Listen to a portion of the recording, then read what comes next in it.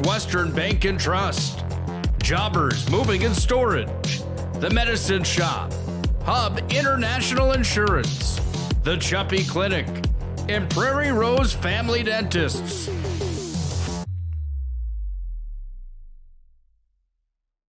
At Prairie Rose Family Dentists, we treat our patients like family.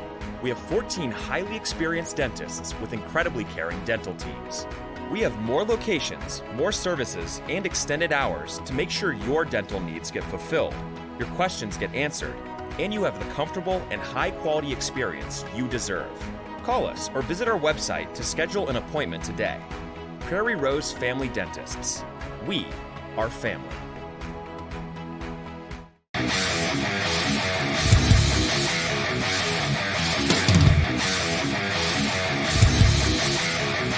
Comes back the way down to Off-Root, and Off-Root sends it forward to Luck.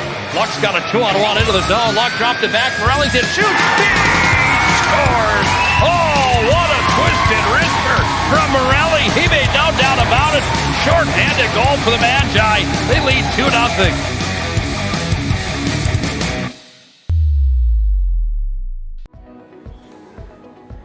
Carson, timeout. Who calls a timeout in this game? Me, I'm icing the kicker. Really? It'll give us more time to talk about First Western Bank and Trust, like our convenient online banking. along with smart trust service options. We're all about hometown service with bankers that know you and the community. Okay, go ahead and kick. I don't believe this. First Western Bank and Trust. You can bank on us. If your eyes could talk, they'd tell you life is better with LASIK. No more reaching for your glasses. No more dry eye from overwearing your contact lenses. Right now, Bismarck LASIK is offering free consultations for LASIK procedures. Break free from the daily hassles and expenses of glasses and contacts. Life is clearly better. Book your free consultation today with Bismarck LASIK and see the difference. Call 222-2020 or schedule online at bismarcklasik.com. The best part about working at BNC National Bank is developing relationships. I love working with people. We've been here for over 25 years. We've grown just like our communities we're in. But we still have that personal connection with our customers. And that's why we can find the best solutions for them. It feels great seeing projects around the community and knowing we're a small part of making that happen. We're helping people buy their first homes. Plan for the future. From startups to big business. We're part of the community. And we're proud of it. Yours truly, BNC. You remember where this goes? I don't know. Are you sure it was a clicking and not a zzz, zzz? I think your quash litter valve's stuck. Do you even have insurance? If we soak it, it should be good.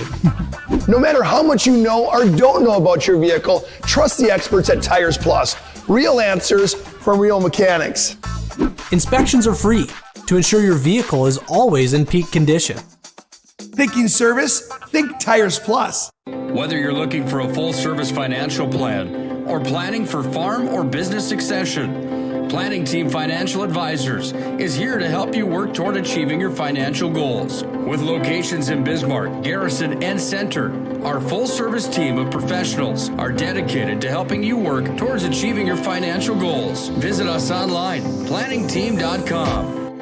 Securities offered through LPL Financial, member of FINRA and SIPC. Investment advice offered through GWM Advisors, LLC, doing business as Goss Advisors, a registered investment advisor. GWM Advisors, LLC, and Planning Team Financial Advisors are separate entities from LPL Financial. The North Dakota Safety Council is dedicated to preventing injuries and saving lives by offering hundreds of safety courses. The NDSC helps workers return home safely every night and make sure schools are ready for any emergency. Our first aid training and defensive driving courses help save lives. We empower people through personal protection courses and operational risk assessments for businesses. We're a private, nonprofit organization committed to making North Dakota's homes, schools, communities, workplaces, and roads the safest in the nation. Learn more at ndsc.org.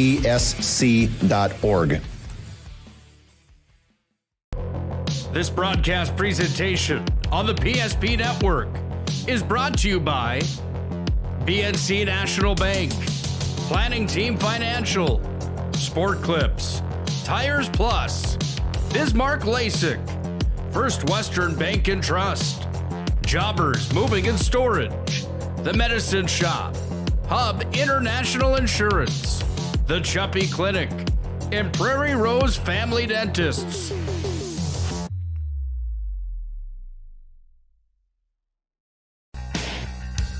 Comes to set. He's all alone. Slam dunk.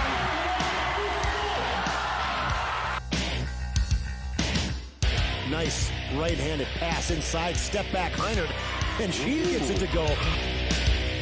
It's time for North Dakota High School Basketball on the PSP Network. Gross crosses over, fake the pass, flips it up, scored, and he's fouled. Oh, what a nifty move there. Now cutting into the lane is Lundy, but Fricky does it herself. Nice move by Maggie. Here comes William Ware. He's going to go up and two-hand slam dunk. Took off from about 6 feet out, maybe 7, and just elevated the two-handed jam.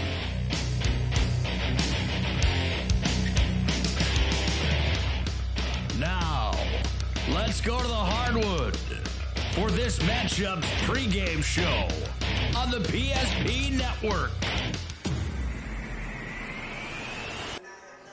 Well, after a 2-game losing streak, the Bismarck Demons have rattled 2 together, and tonight they look to make it 3 as they play host to the Dickinson Midgets. The Dickinson Midgets, well, they're just trying to get themselves in position to be playing some good basketball as they go into the West Region Tournament. Hi, good evening, everybody, and welcome to Carl Gard Gymnasium. Glad to have you aboard here on the PSP Network. Scott Woodmansey alongside Chuck Claremont, as we've got 2 for you from Carl Gard Gymnasium as the Dickinson Midgets have come to town to take on the Bismarck Demons. Our first game up will be the girls, and that will be followed by the boys. The Demons coming in here 10-3, ranked number 4 in their most recent poll. We'll get to that here as we move in further into our pregame show. And Dickinson just 1-11. And Chuck, the Dickinson Midgets, certainly a team that's trying to get things figured out, but it's just one of those years where for them they just can't get anything rolling, and it's one of those down seasons for Dickinson. Yeah, following last year's 4-17 season, they really just haven't rebounded, and part of it is they've been injured. Taya Hupfuff missed a couple games in the beginning of the season, then she's been out her last 3 games, and she definitely was one of that 3-headed monster with Dickinson in terms of who really carries the water. Emily Ash, Reese Hauk, and Taya Hupfuff all averaging in double figures. And ultimately, now you take one of those 3 out, a team that's struggling even with her on the floor particularly, and it's going to be a tall task and a big hill to climb against the Demons tonight. But, just looking at the standings, and we can surely go into that a lot more. Hey, there's still hope or light at the end of the tunnel, if you want to call it that, because ultimately there's 4 teams at the bottom of the standings that we can. Yeah, as you pop that up, Scott, hey, perfect. Geez, you talk about it and look at you. How about you that, you bring her right up. And hey, man, I like new toys, man. I like new toys. And ultimately, as you're looking at Century being number 1 at 11-0, just kind of continuing to roll in their streak. Minot sitting at number 2. Big matchup this weekend with Minot and Century and the boys and girls. Bismarck right there at 10-3 overall. And then, Legacy, Jamestown, Mandan, those 3 are battling for that 4th and 5th spot. Keep in mind in West Region, the top 5 are, go to the playoffs, go to West Region. The bottom 5 or 6, play for that extra, the 3 spots to get in the tournament. So when I look at this guy, I was kind of going, okay, Mandan clearly at number 6 or whoever it's going to be going into that tournament, they are going to be favored heavily because you can talk more about Williston, but St. Mary's, Turtle Mountain, Watford City, and Dickinson, those 4 teams, they are very, very close. So Dickinson, even if they finish 10th, hey, they get to play. They'd play St. Mary's at this point, and St. Mary's they played to a close 65-60 battle. So these, even though the season looks bleak with just 1 win, you mentioned, hey, you might only need 1 win to get in the tournament.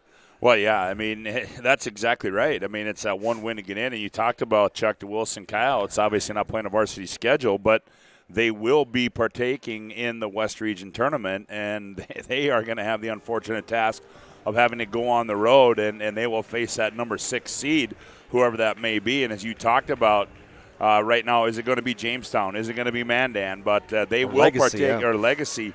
they will partake in the tournament, and Dickinson obviously going to have to go on the road too. But certainly it's one of those where you want to be playing your best basketball at the end of the year. And we'll see here, hopefully, if the Dickinson Midgets can get that rolling here tonight, as they've got a tall task ahead of them here in the Bismarck Demons. We'll take a timeout on the PSP Network as our pregame show rolls on with more from Carl Gard Gymnasium. West Region Basketball right here on the PSP Network.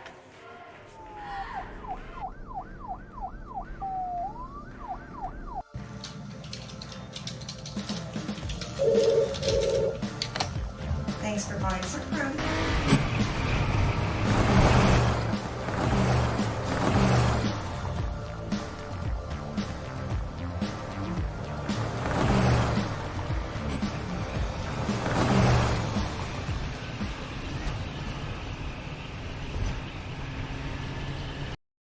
You remember where this goes? I don't know. Are you sure it was a clicking and not a zoom, zoom? I think your quash litter valve's stuck. Do you even have insurance?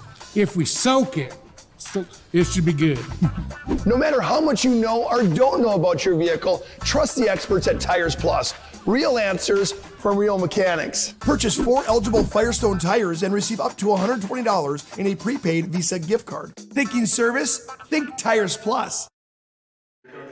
Welcome back to Carl Gard Gymnasium. Chuck Claremont, Scott Woodmansey with you as we got two for you here tonight. Bismarck High taking on the Dickinson Midgets, who have come to town. And Chuck, let's take a look at the Bismarck Demons. We talked about those two losses coming at the hands of Century and Minot.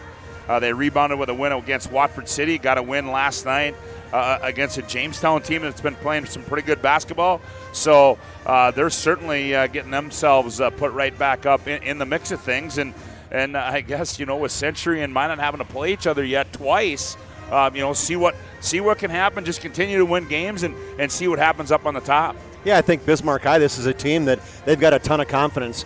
We've watched them in a couple Century matches, and they played them very well. Obviously, they beat Minot up in Minot, and I mean it's a Bismarck High team. Just they got a lot of good players. It just comes down to that, and they're very interchangeable. They bring a number of people off the bench. Depth is surely one of their strengths. So, this is a team. I know Coach Shetler. It's been a while for Bismarck High. It's been a while since they've got to the state tournament. I know they don't want to talk about that, but last time they qualified was back in 2016-17. So, I'm sure that's in the back of his mind. It's got to be. If it's been 5 years since you get in there, and he came on board. This is his 8th year, and so ultimately for him. I think he's got a team, though, that can play against anybody. And for him to roll these girls out on the floor, I think it just gives him a confidence as a coach as well. Yeah, and Chuck, I can tell you this. I'm not going to tell any of the Demons this, but it seems like the last 2 times I've been in this gym when they haven't played very well. So I don't know. Maybe if they don't play well tonight, maybe I'm probably not going to be welcome back here anymore. Scott Newstead's going to be on. Now that I've aired the laundry out over the airwaves. Texts are coming in right now to Scott Newstead. Let me give him his phone number. Get Woodmansey out of the damn gym, will you? But certainly we'll see what can happen tonight, and we can take a look at that most recent Class A girls basketball poll. You will see that there's Century in at 1, undefeated at 12-0. Davies at 12-1 at number 2. Minot High number 3 at 11-1. Bismarck High in at number 4. And Red River and Cheyenne in the tie for 5th, Chuck. So really, I guess when you look at that, Chuck, that most recent poll, probably no surprises there. Those have been the favorites that we would have talked about at the start of the season. Yeah, in the beginning of the season, Century or Bismarck High was ranked number 4 in the Hoopster, number 2 in the West Region, and they're right there. Obviously, Century was the overwhelming favorite, picked by everybody to win, the state championship. And so then Davies was a team I think that was picked very high too. They might have been 2 or 3. And so ultimately there aren't any. The one that might be Red River. And then, okay, look at the name on the bottom of that list. Cheyenne, the old ex-Century head coach. You mean you look at the top and you look at the bottom? Who's sneaking in there? I'm not so sure Cheyenne has ever been in the North Dakota poll. So he's probably going to be the mayor. And when we're talking about Kenyon Wingenbach, that he's probably going to be the mayor of West Fargo, right? Maybe the assistant right behind Tom Kachofner. Yeah, there you go. as you can also up there, we'll look at that again in the boys. You'll see the boys poll as well. Minot High, Davies, Century, Cheyenne, and Bismarck. So lots of duplicates, all duplicates when you look at both the boys and girls poll, and you don't see that very often. And I don't think we've seen that all this year, have we? Well, no, I don't think every single team has been in both polls. Red River, we're the boys. Come on, what's going on with the Red River boys, right? They're the only one they're the only one absent. It just shows the power of those big schools, and ultimately you're looking at some of the larger schools out there right now, and the better programs around Davies, Minot, Century. I mean, traditionally these teams, both in boys and girls, have been really good. Well, we can tell you too. Tomorrow we got a special presentation for you as Todd Domries will be up at the Bismarck Aquatic Center as it is the North Dakota Boys High School Swimming. It's the Century Invitational. That'll get underway at 10:30. I think they're going to go on about 10:15 with the pregame of that one, and lots of team. I mean, I think it's every team in the state of North Dakota will be at that invite tomorrow.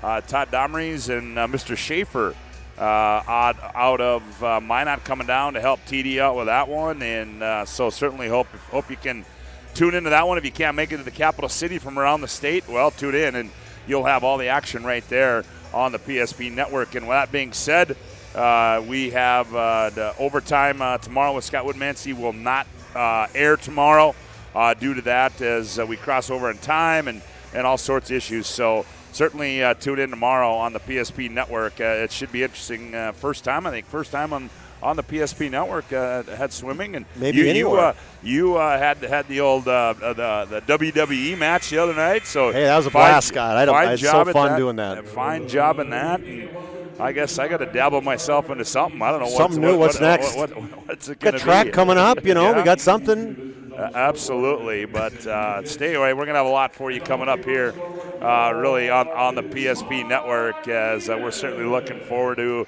the big news that with the West Region tournament coming up in less than roughly about a month from now, as we'll have the West Region tournament right here for you on the PSP network. Well, we await the playing of the national anthem here at Carl Gard Gymnasium. So with that being said, we'll take a timeout. We come back. The starting lineups and the opening tip next right here on the PSP network. If your eyes could talk, they'd tell you life is better with LASIK. No more reaching for your glasses. No more dry eye from overwearing your contact lenses. Right now, Bismarck LASIK is offering free consultations for LASIK procedures. Break free from the daily hassles and expenses of glasses and contacts. Life is clearly better. Book your free consultation today with Bismarck LASIK and see the difference. Call 222-2020 or schedule online at bismarcklasik.com. The best part about working at BNC National Bank is developing relationships. I love working with people. We've been here for over 25 years. We've grown just like our communities we're in. But we still have that personal connection with our customers. And that's why we can find the best solutions for them. It feels great seeing projects around the community and knowing we're a small part of making that happen. We're helping people buy their first homes. Plan for the future. From startups to big business. We're part of the community. And we're proud of it.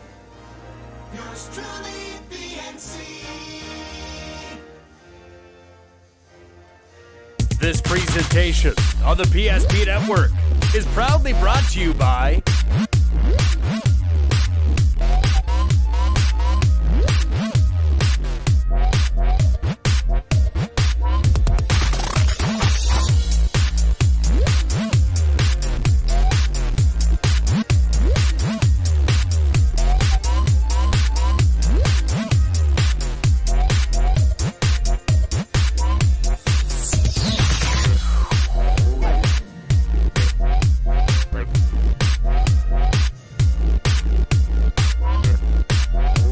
sure to like and follow the PSP Network on all social media platforms. PSP Network, it's game day. Well, there you have it, the playing of the national anthem, and we are just a few minutes away from the opening tip of this one tonight. We'd like to pass along to you tonight that tonight's game is brought to you in part one of our new sponsors, Northern Plains Heating and Air. Northern Plains Heating and Air has over 25 years of experience is your heating and air experts. As the factory authorized dealer of the AirSeal, there's no other choice to seal your heating and air game other than Northern Plains Heating and Air. Find them online, northern-plains.com. Well, the starting lineups are being introduced on the floor. They go like this. First of all, for the Dickinson Midgets, at one guard will be Emily Ash. She's 5'6" and a junior. At a forward will be, at another guard will be Reese Hauk. She's 5'8" and a senior. At one forward will be Stacy Kempenek. She's 5'7" and a senior. At another forward spot will be Sadie Stevenson. She's 5'9" and a sophomore. And in the middle will be Kaiten Piercy. She's 5'10" and 5'10" and a junior. Their head coach is Devin Douglas. For the home team, the Bismarck Demons, they'll go like this. At one guard, it'll be Sydney Gerving, 5'5" and a senior. At another guard spot will be Peyton Gerving. She's 5'7" and a senior. At one forward spot will be Maya Holsworth. She's 5'9" and a senior. The other forward will be Allie Gullison. She's 5'6" and a junior. At the center spot will be Peyton Newmiller. She's 5'10" and a junior. So it'll be Gerving, Gerving, Holsworth, Gerving, Newmiller, and Gullison for the Demons. And it will be Ash, Kempenek, Hauk, Piercy, and Stevenson for the Dickinson Midgets. Chuck, any last-minute thoughts before we get this one going? I mean, just ultimately Dickinson, we talk about some keys to the game. You know, one thing that Dickinson's demise has been their shooting. They're last in both 2-point and 3-point field goals, shooting 32% and 24%. So if Dickinson wants a chance, they got to shoot the basketball.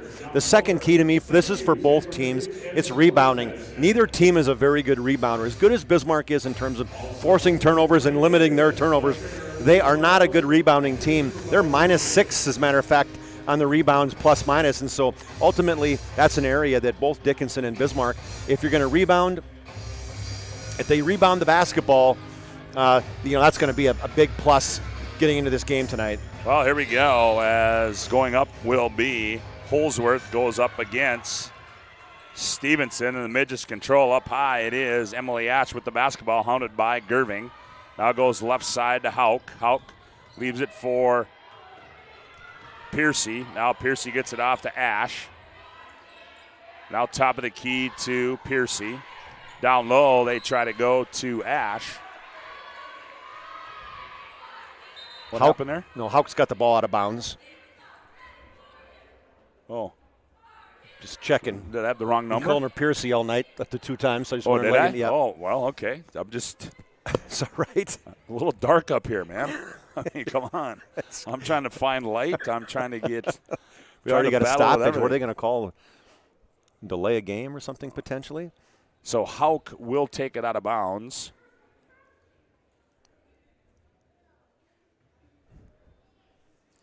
Are we at Pebble Beach? Yeah. On the green at Pebble Beach? And I don't know. Pro-Am this weekend? What's going on? Now they get the clock reset to 9. Long in ball. Here's a steal by Peyton Gerving. Gerving back the other way with it. Leaves off Newmiller. Here's Sydney Gerving. Holsworth shot fake, attacks the 10. Step through move, missed everything. Tipped to Gullison. Newmiller. She's going to put it on the bounce. She attacks, and we're going to get a foul. I got a little hip check right there, Scott, by Stacy Kempenek. Good fake shot by Newmiller at that free throw line. She loves driving hard to the basket. She's just fearless. Gullison inbounds it left corner to Peyton Gerving. Gerving nowhere to go. Now looks down low to Gullison. Gullison balls loose. Turnover, Demons, and taken away there by Sadie Stevenson. And then she gets it off to Emily Ash, and Peyton Gerving runs into her. So that'll be first for her, first team foul. A turnover there for the Demons as well. Quick inbound, they go to Emily Ash. Shot fake. Picks her dribble up, nowhere to go. Now comes Stevenson. No, that's Piercy on the attacks baseline. Left corner they go to Ash. Free throw line is Stevenson. She's tied up. Here's Hauk with it. Hauk attacks, and we're going to get a reach-in foul. Yeah, that's going to be 2, Scott, right away I'm pretty sure on Peyton Gerving. And Yeah, Gerving, she's coming off a couple games ago where she drops 33 points on a record 11 threes, and she's going to have to come out of the basketball game. Yeah, that's going to get Paige Brewer up off the bench early, and Gerving's going to go out with 16:51 to go in the opening half of play. You're a minute 9 into the game, and she's already out. And Hauk inbounds it out to Emily Ash. A long straightaway three by Ash. Good spin on that one by Ash. Perfect spin, perfect shot.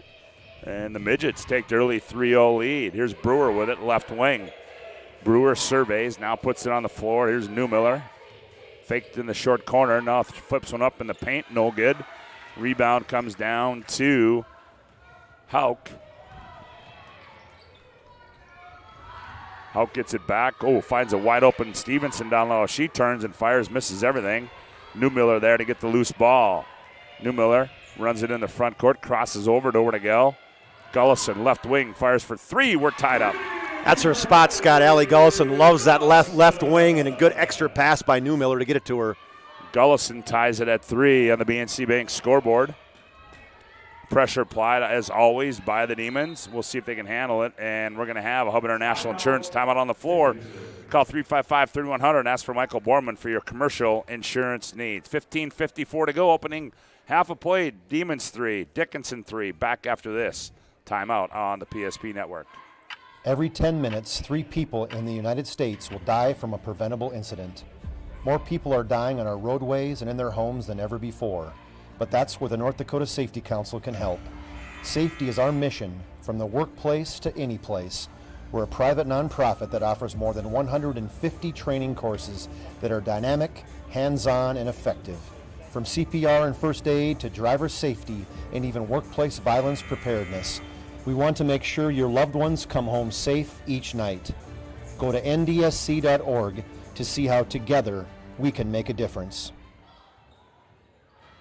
Well, a quick timeout by Devin Douglas, and they turn it over into the hands of Sydney Gerving. She goes end-to-end, finds Holsworth on the trail. She attacks the 10 and misses it, but she's going to be fouled in the act.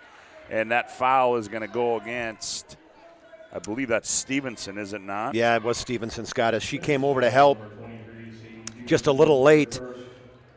Good fake shot by Holsworth. You know, and one thing, I've watched probably Bismarck 5 or 6 games, and man, she passes up some good looks. If I was coach, I agree with you. Shetler would be like, shoot the basketball. Yep. Feel free, let her rip. You know, she just unwilling to shoot those 15-footers. Demons take the lead as Holsworth buries them both at 5-3 on the BNC Bank scoreboard. Here the Midgets back with it in the front court. Here's Stevenson high on the right wing, gets a high screen. Now goes left side to Hauk. Hauk now back up high to Piercy. She's going to fire for 3, misses everything. Wide left, they'll go out of bounds, and they'll go back to the Demons. Tonight's game brought to you in part by the Medicine Shop of Bismarck. They're proud to support local athletics. The Medicine Shop offers free delivery, and you can get your flu shot at the Medicine Shop. 15-17 left to go. Mia Hintz in the ball game. Now for Bismarck High. Down low, Gullison. Here's Holsworth. Newmiller. Spins in the paint. Now Brewer, high left side 3. Paige Brewer knocks it down. Yes, speaking of someone kind of getting their groove on, she really is playing good these last 10 games. Just a great spark off the bench. Well, there's a turnover against the Midgets, and it'll go back to the Demons. So Paige Brewer buries that one, just her 7th 3 of the season. She's more of a kind of dribble drive. Yep. Middle of the lane, 15-foot type shooter. 2-3 zone. Dickinson goes to Gullison. Ooh. Here's Newmiller. She's going to fire. That one too strong. Goes over the back iron and out of bounds. It'll go back to the Midgets. And that's, with Hintz and Holsworth, they are each not going to shoot the 3. They've only made 1 each on the entire season, and Sydney Gerving hasn't made any. So you put those guys on the floor, and that going to a zone isn't a bad idea. Almost a steal, but running right into the loose ball was Stevenson, and now they go up high to Hauk. Now to Ash, back to Hauk. Right wing is Kempenik. Here's Stevenson. She's going to attack, loses the basketball. Newmiller, one-on-one. Newmiller throws it up in the lane, no good. Holsworth to follow, and she gets the board.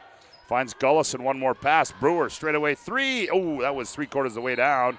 And Newmiller is going to get a Phi Beta Kappa foul. Yeah, that's not a smart foul. Over the back of Hauk and just, you know.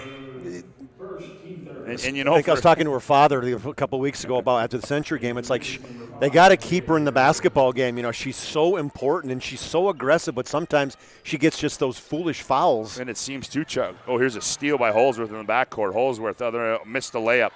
Rebound comes down to Stevenson. And it seems like with Newmiller, Chuck, when she gets one, they have a tendency to come in waves. Yep. Yeah, it's kind of like self-awareness of, hey, I got 2 fouls. I can't be that aggressive. I got to throttle her back at Tish. Ash attacks, drops it weak side, and shot is put up and blocked out of bounds by Bailey Berg. Peyton Newmiller blocked that one out. She came over to help, and she could have easily got her second personal foul, Scott. It just shows that's that aggressiveness I'm talking about. Jersey Berg in. Rhea Root in. Jersey Berg, Hunter Berg's daughter. That's a name in North Dakota Class B basketball history. Not a bad player. Ever been to Granora? I have not. Well, if I have, it's not been a memorable experience, let's just say. Have you? Oh, yeah. Several times. I'm going to call that Hintz. Yep. Mia Hintz gets her first. And this is one of the things with this aggressive D with Bismarck, both the boys and the girls, is they end up giving the most foul shots of any team in girls or boys in the West region. There's a 5-second violation against the Midgets. They turn it over, and it'll go back to the Demons. 13-19 to go here in the opening half. Bismarck leads 8-3 on the BNC Bank scoreboard. Here's Newmiller with it to Rude. Rude skips it to Hintz. One more pass. Newmiller, she's going to attack baseline left.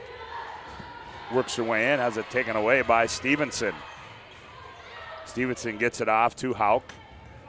Hauk working it up the floor under pressure. Now gets it to Stevenson in the right corner. They go to Berg. Berg surveys. Now she puts it on the floor up high. They go to Hauk. One more pass. Ash, jab step, makes some space, fires a three. That one's off. Rebound, Newmiller. Good box out there by Peyton. Back come the Demons. Wide open Hintz. Left-handed layup. Up off the window and good. Good look. Dribbling up with her heads up. Scott surveying the floor. She found Hintz filling the lane on the left side. Left-handed finish. 10-3. Demons by 7. Here's Stevenson with it. Almost a steal. Reese Hauk into the front court. Sets the offense. Skips it left side to Ash. Ash going to fire a high left side three. No good. Long rebound to Newmiller. Quick outlet to Rude. Rude, suitcase violation for Rude, and we'll go back the other way. Rude, the basket's the other way. Don't stop and go backwards. Right turn, square up, take them on. And a substitution for Dickinson, Mava Keel. 5'10" sophomore, averaging about a point a game, so looking for some production on a Mava. Yeah, getting some youth in the contest. Reese Hauk to Keel. Piercy, now around the wheel they come to Hauk. Hauk attacks, doubled up. Tries to find a down low to Stevenson. Taken away by Jersey Berg. Berg in transition, kicks off right corner to Holsworth. Back to Berg, she's gonna fire. Ooh, that was in and out. Ooh, good poke out there by Brewer. Here's Holsworth. Looks down low to Rude, turns baseline, shot up off the glass and good. Boy, the old-time post move. Get the block, Scott. That's back when we were playing, right? Rude got herself on that block. Nice dump down from the outside and a drop step to the baseline. Here's a steal by the Demons, and we get a foul, and that's going to go against Mava Keel. That's the 8th turnover for the Midgets.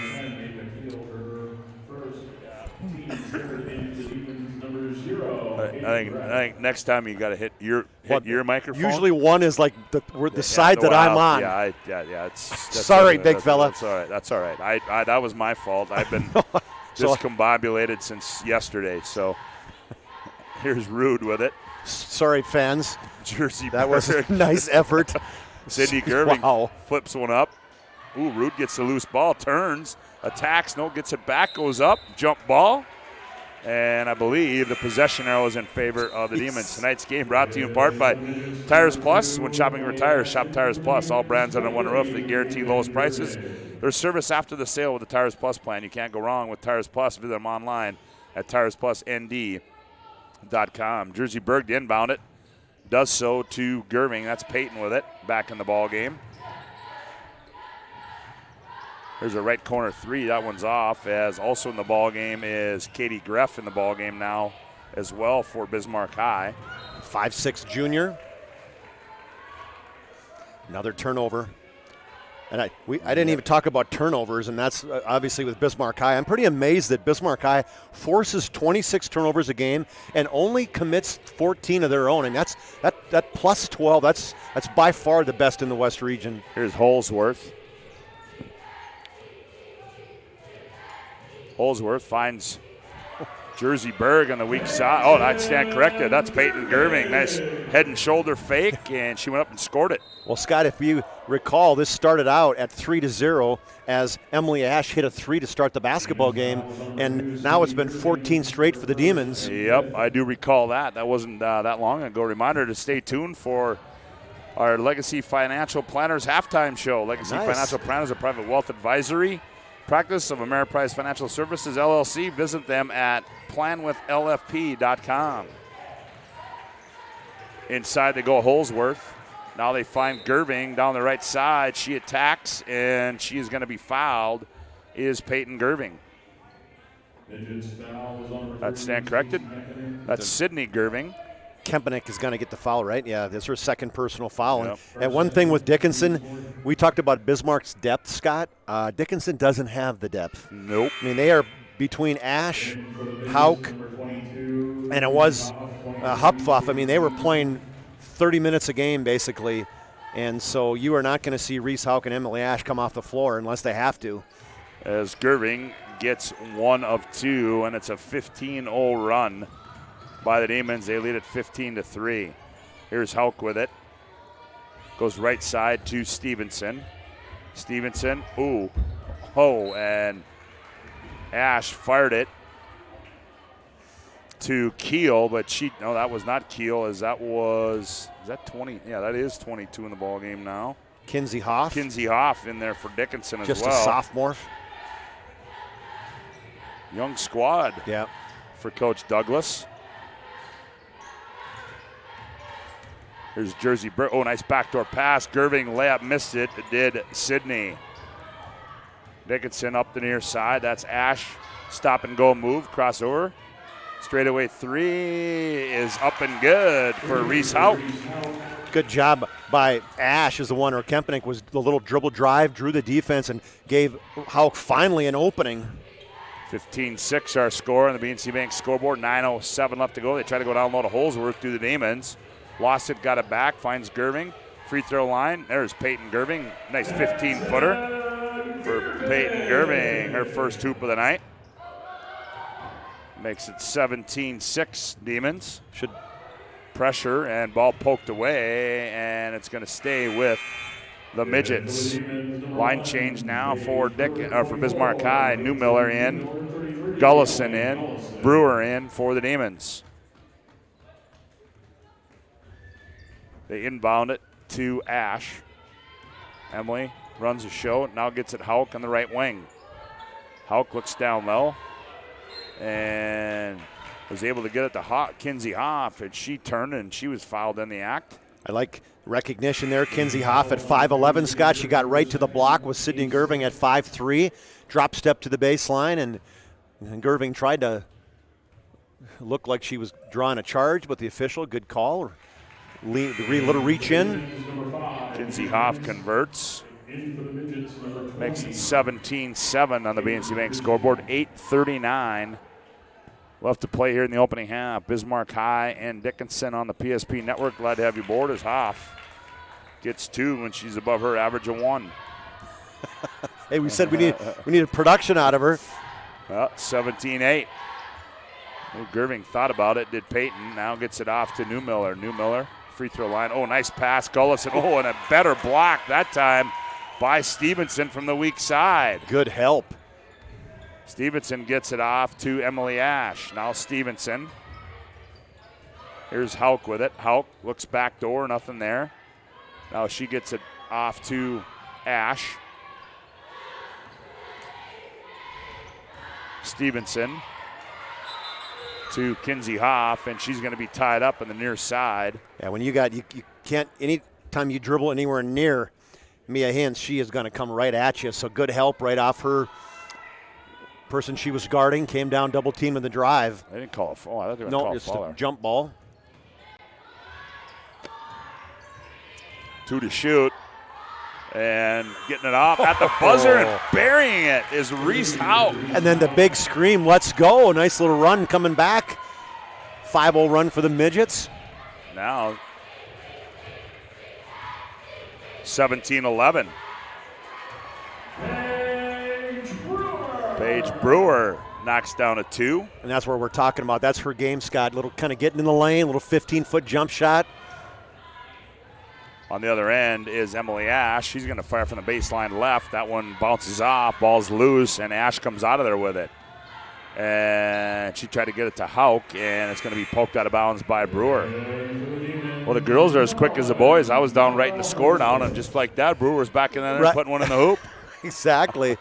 Now they take the basket. I mean, whether it's a quick return on a made basket, that's one thing both Bismarck, the boys and girls do, is they don't waste any time. Stevenson comes out high to Piercy. And then now the Demons look on the backside as they try to find Stevenson. They throw it out of bounds. Head coach Devin Douglas looked like she was doing the doogie down there. She was, I don't know what she was doing. She was doing a little dance. Let's see if we got that on video. Maybe not.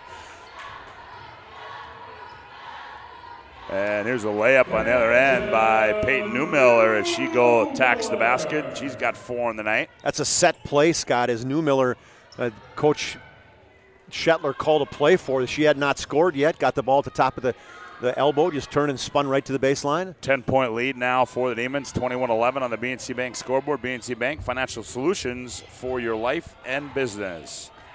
Down low they go to Stevenson. She turns, has a blocked away, ball's loose. And coming out of there with it is Newmiller. Newmiller, she wants to score. Now cut off on the baseline, finds Brewer on the trail in the paint, loses it. Ball turned over into the hands of Reese Hauk. Hauk up the far side, poked out of bounds by Newmiller, and it'll stay with Dickinson. Here comes Bailey Berg back into the game for the Midgets. 6:13 to go, opening half of play, 21-11. Demons lead it. Around the wheel they come to Hauk. Hauk shot fake, gets in the paint, throws it up. May got away with a step. I would say it was blocked. It goes out of bounds, and it'll stay with the Midgets. Long inbound out to Piercy. There's Kinsey Hoff with it. Now they get it to Reese Hauk. 9 to shoot. Hauk goes baseline left, poked out of bounds by Hintz. Hintz is always around the basketball. Oh, yeah. She's a bother. She's a bother. That's a good one. What are you watching, Winnie the Pooh or what? Oh, bother. Here's a long 3 by Piercy. Comes off and into the Demons. Lead pass, Holsworth. Oh, good hustle that time by, they're going to say it went off of Holsworth. That was good hustle by, was that Piercy that got back I think so, Scott. Yeah, absolutely great hustle. And I was going to comment on the great pass, the chest pass from the free throw line all the way down by Newmiller showed her strength. Speaking of strength, I was looking for her dad wearing a cut-off short-sleeve shirt in 0-degree weather. Oh, a catch and an immediate fire from the left wing by Ash. That one rolls off, and it goes out of bounds, and it'll go back to the Demons. Tonight's game brought to you in part by the Chuppy Clinic. Chuppy Clinic offers more than basic adjustments of the spine. Chuppy Clinic is concerned about the overall health and wellness of each patient, offer care and services to meet the greater demands of current health needs. Find them online at chuppy.com. Holsworth, Hintz, Jersey Berg now puts the ball on the floor, attacks between the legs, nowhere to go. Now gets it off to Rude. Rude's going to attack, free throw line, now leaves it back for Holsworth. 5:07, 6 to shoot. Nice backdoor pass to Brewer. Brewer, she found some room, flipped it up, missed it. Rebound to Rude. She goes up and jump ball. Nope, I think she's going to be fouled underneath. And I believe that's going to be Bailey Berg. Yep. Yes, it is. Bailey Berg, a good rebound again. That's one thing that Rude's done such a great job. She's got some offensive rebounds. I think that might be 4 that she has tonight. First time she's got a chance to convert it. Wastes no time getting the free throw up. Yeah, Rude catching fire for the free throw. And now the Demons have doubled up the Midgets with 4:59 to play here. You know, one thing with Dickinson, they have just struggled scoring, last in the West Region, scoring 49 points a game, and this game has been no different. And ball is going to go, saved. Nope, they're going to say it's out of bounds. It'll go back to the Demons. 12th turnover. Very balanced scoring. I guess 22, nobody's been dominant. You got 7 different Demons in the scoring column. Holsworth to Berg. Brewer gets some room, fires a 3, too strong. Rebound to Rude. Now back to Brewer. She thought about it again. Now Berg, she's going to fire for 3. Oh, that was 3/4 of the way down. And Holsworth the rebound. To Brewer, now to Holsworth. Maya. Skip past Rude. Now skip pass across the floor to Holsworth. Tipped out of bounds by the by the Midgets. And it'll stay with Bismarck High. Probably not the pass you want to be making in that position. Yeah, Rude's very happy that a Dickinson midget tipped it out of bounds because that was going to nobody. Here's Rude with it. Top of the key, Berg. Dumps it for Rude. Holsworth, and she's going to be fouled by Emily Ash.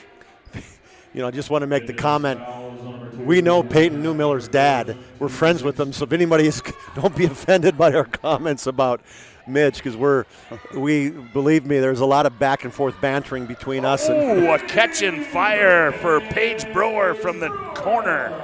And Brewer's got another 3. Yeah, she's leading the Demons with 8, and A. Wright's got a great quick release by her there. 25-11. 3:40 left to go. Opening half of play. Demons in control. Midgets in the front court. That is Hauk with it. Hauk looking to get it to somebody. Can't, and it's going to be poked out of bounds as she tried to get it to Kinsey Hoff. And this is just the perfect example of Demon defense. Yes, they do full court pressure, Scott, but I would say a lot of their turnovers come in the front court too, where they overplay so much. Inbound, and Hauk gets it back, and she attacks, has it blocked away into the hands of Greff. Lead past Newmiller. Newmiller step through move in the paint, throws it up and scored it. You know, it's one thing too that Newmiller's got. How much better of a job has she done this year?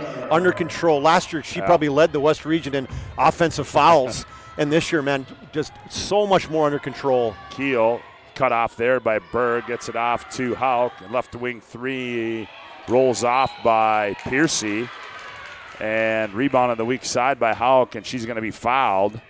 That's one thing with Hauk. She is just a competitor, plays multi-sport athlete. She's libero in volleyball. She's an infield outfielder in softball, and you can just see her competitiveness out here for the Midgets. And Hauk, free throws up and good. She's got 7 on the night. You know, we've done so many games where we've had basket mics. I'm still sometimes wait to hear the rim. Waiting to hear that. You know what I mean? It's just like one of those sounds that you're just waiting to hear. Oh, yeah, and then you hear it on TV all the time. Right. So Hauk gets those 2, makes it 27-13 on the BNC Bank scoreboard. 2:54 left to go. Hopefully for West half. Region, Scott will have basket mics. Well, we'll find out. As Greff, Berg. That's Greff with it now. Yep. Greff on the attack. Newmiller, 2 to shoot. Newmiller's going to flip one up. Comes off. Rude the rebound. She hits the deck. Hip check by Sadie Stevenson, her second personal foul. That's a tough one to get to, as you're aggressive. You're going to get the rebound, kind of a 50-50 ball, and you're just about a half a second behind on that. Second personal, 7th team foul on the Midgets. Holsworth and Brewer in for the Demons. Berg and Greff out. Free throw by Rude is up and good. She will have one more. Rude, just a sophomore. 28-13. Second one's up and good as well. 3 of 4 in the night for Rude.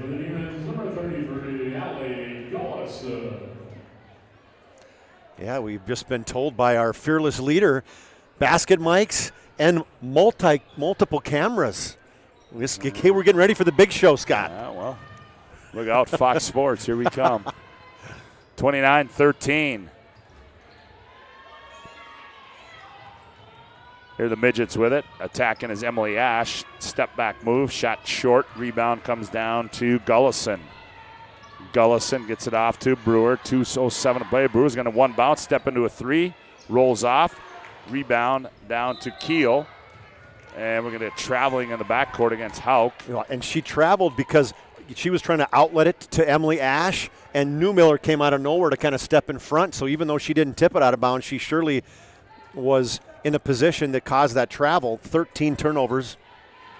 Remember, we'll have our Legacy Financial Planners halftime show coming up in about 2 minutes. 29-13. The Demons lead it by 16. We're going to have a foul on the drive, and it's going to go against Kinsey Hoff.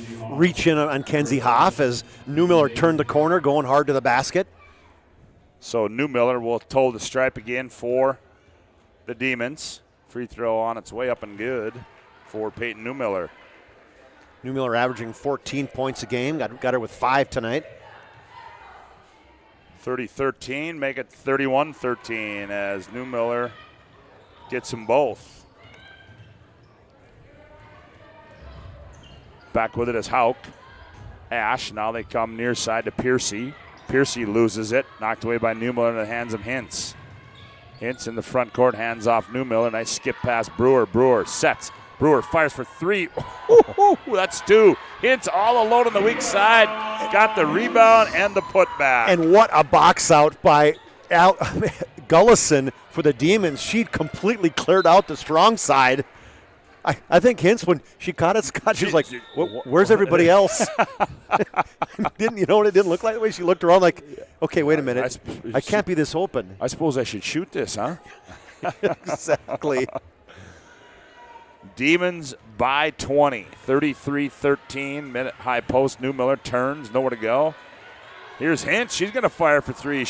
That was a heat check, Chuck. Exactly.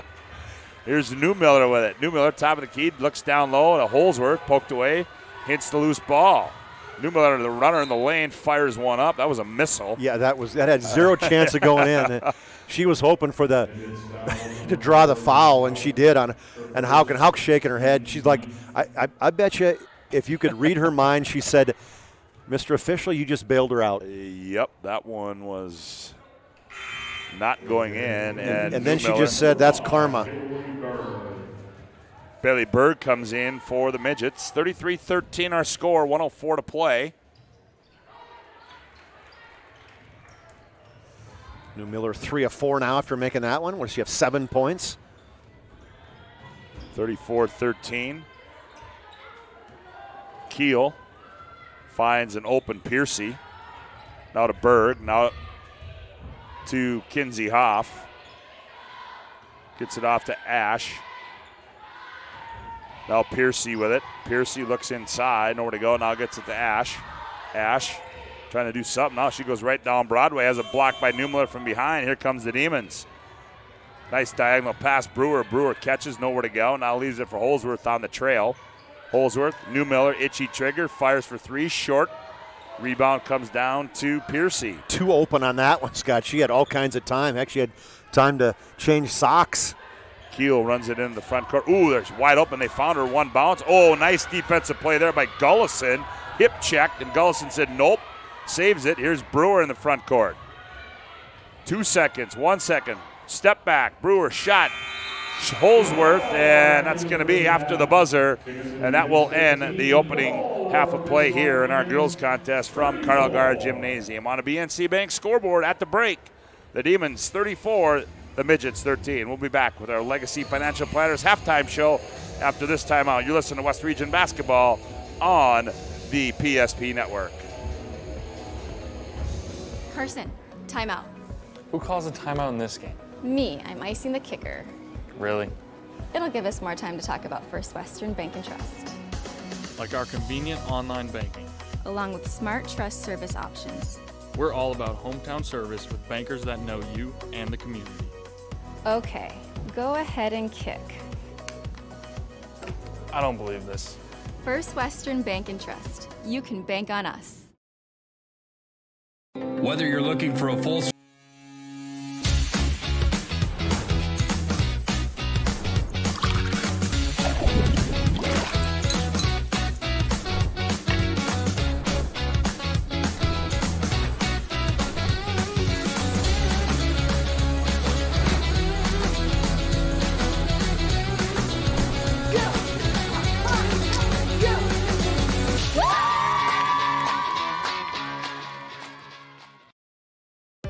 You have built an amazing life by working hard and doing your job well. Delivering financial advice is what we do well. At Ameriprise Financial, our job is to use our skills, experience, and research to help you become more successful in today's economy. What we want you to walk away from each encounter with is satisfaction in knowing that together, we've done what we can to help you work toward a better future.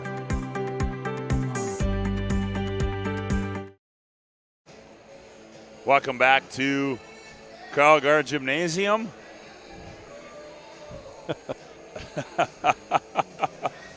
Carl Gard Gymnasium, where the Demons lead 34-13 over the Dickinson Midgets. Reminder, the boys' game to follow this one. And Chuck, boy, I tell you, as you said, you can just certainly see that, Bismarck High, I mean, probably didn't play a real good first half of play, but Dickinson really just is struggling in that opening half to try to score the basketball. That's exactly right. Hey, it's hard to win when you can't put the ball in the hoop, and ultimately Dickinson is just struggling. And the reason they're struggling is because Bismarck High is playing such tough defense. And when you take a look at that, Scott, really, the part is Bismarck, their defenders are so interchangeable. They're switching all the picks, so they're getting no advantages on the pick and rolls because Bismarck High's just switch them and everything. And so, ultimately for Dickinson, they had a couple open looks. Ash hit one right away. Houck hit another one. They got 3 3-pointers today and 4 free throws. That's it in the first half. So when you got 13 points is all you're scoring, and then it's going to be tough road to hoe. And so Bismarck, between their defense, forcing 15 turnovers, and then playing efficient offense. They're moving the basketball. They're taking the extra pass. I mean, they're probably shooting, maybe 40% in the first half. Nothing spectacular, but getting everybody involved. 8 different people in the scoring column for the Demons, and I would call it an efficient and effective, hard-working first half for Bismarck High. Yeah, as you're listening to the Legacy Financial Partners post-game show, halftime show. Work with Legacy Financial Partners, a private wealth advisory practice of Ameriprise Financial Services, LLC. And together, you'll develop a customized plan for your retirement. Find them online at planwithlfp.com. As we're at halftime 34-13, let's give you a rundown of what's coming up on our schedule coming up this week. Like a guy with a new toy. Oh, yeah. How about you got to play with that, as you can see there. Well, the week is about winding down, as we'll have one more game for you. But tomorrow, Century, as we talked about, the Century Invite, and then, Chuck, a good one up in the Magic City. It will be Century at Minot, which will be a battle for number 1. And also you see there overtime with Scott Woodmansey. That will not be taking place tomorrow. But nonetheless, tomorrow, Chuck, since we're in the girls' game, a big West Region girls matchup tomorrow up in the Magic City. Well, it's 1-2 in the West Region and 1-3 in the state of North Dakota. And this is kind of an opportunity for Minot to say, okay, where are we at right now? Exactly. And Century clearly is head and shoulders above everybody out there. And for Minot, Minot's been playing very well. I mean, they're a loaded team. They got one loss. That was to who was it to? Let's see, Minot lost to BHS, 61-55 up there at home. And so they got 2 more games against, they got to play Century twice because of that delay. And so if you're Minot, you're saying, hey, we still got an outside chance. We could win this West Region. Yeah, that's exactly right. Now, you're talking a tall task. Nobody's beating Century right now. I don't know where are they at, 30, I guess I haven't done a few games for a while. They're at maybe 38 in a row or something like that they've won. Well, let's see, they went 26-0 last year, so 37, I guess, for sure. And so it's a Patriot team just rolling on all cylinders. But I like that Minot team. I mean, they are young, and they are not afraid of anybody. No. They went up to Turtle Mountain, I think, yesterday or a couple days ago and just absolutely rolled over Turtle Mountain. And they passed the ball. They got a number of, kind of a 3-headed monster with the girls on that team that scores between Fricky and Lundy and Lily Bell. And I think the word to use there, Chuck, is fearless. It's absolutely right. I used that once earlier today, so I wasn't going to use that one again. Oh. It came to my mind. It's the broadcaster trying to, control the verbiage that he uses. So, but you didn't, so you could use it. It's okay. perfect. All right. Okay. Yeah. We are too honest. We are, feel like it's like, behind the scenes with us yo-yos sometimes, and the cough button and everything else that we're forgetting. Yeah. What did somebody tell me? I think it was actually my wife that told me. She said, somebody said that they enjoyed listening to us on here in the PSP network. I said, well, yeah, when you two do a game together, you think it's a stand-up comedy show. I said, well, no, it's not a stand-up comedy show. Nonetheless, we are at halftime here. The Demons lead at 34-13. Our Legacy Financial Planners halftime show rolls on with more after this timeout on the PSP network. Whether you're looking for a full-service financial plan or planning for farm or business succession, Planning Team Financial Advisors is here to help you work toward achieving your financial goals. With locations in Bismarck, Garrison, and Center, our full-service team of professionals are dedicated to helping you work towards achieving your financial goals. Visit us online, planningteam.com. Securities offered through LPL Financial, member of FINRA and SIPC. Investment advice offered through GWM Advisors, LLC, doing business as Goss Advisors, a registered investment advisor. GWM Advisors, LLC, and Planning Team Financial Advisors are separate entities from LPL Financial.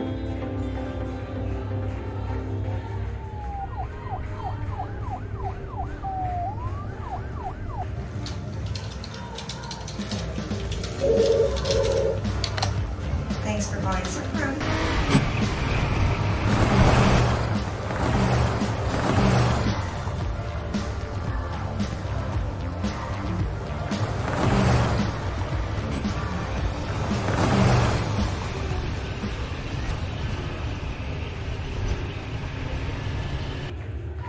This presentation on the PSP Network is proudly brought to you by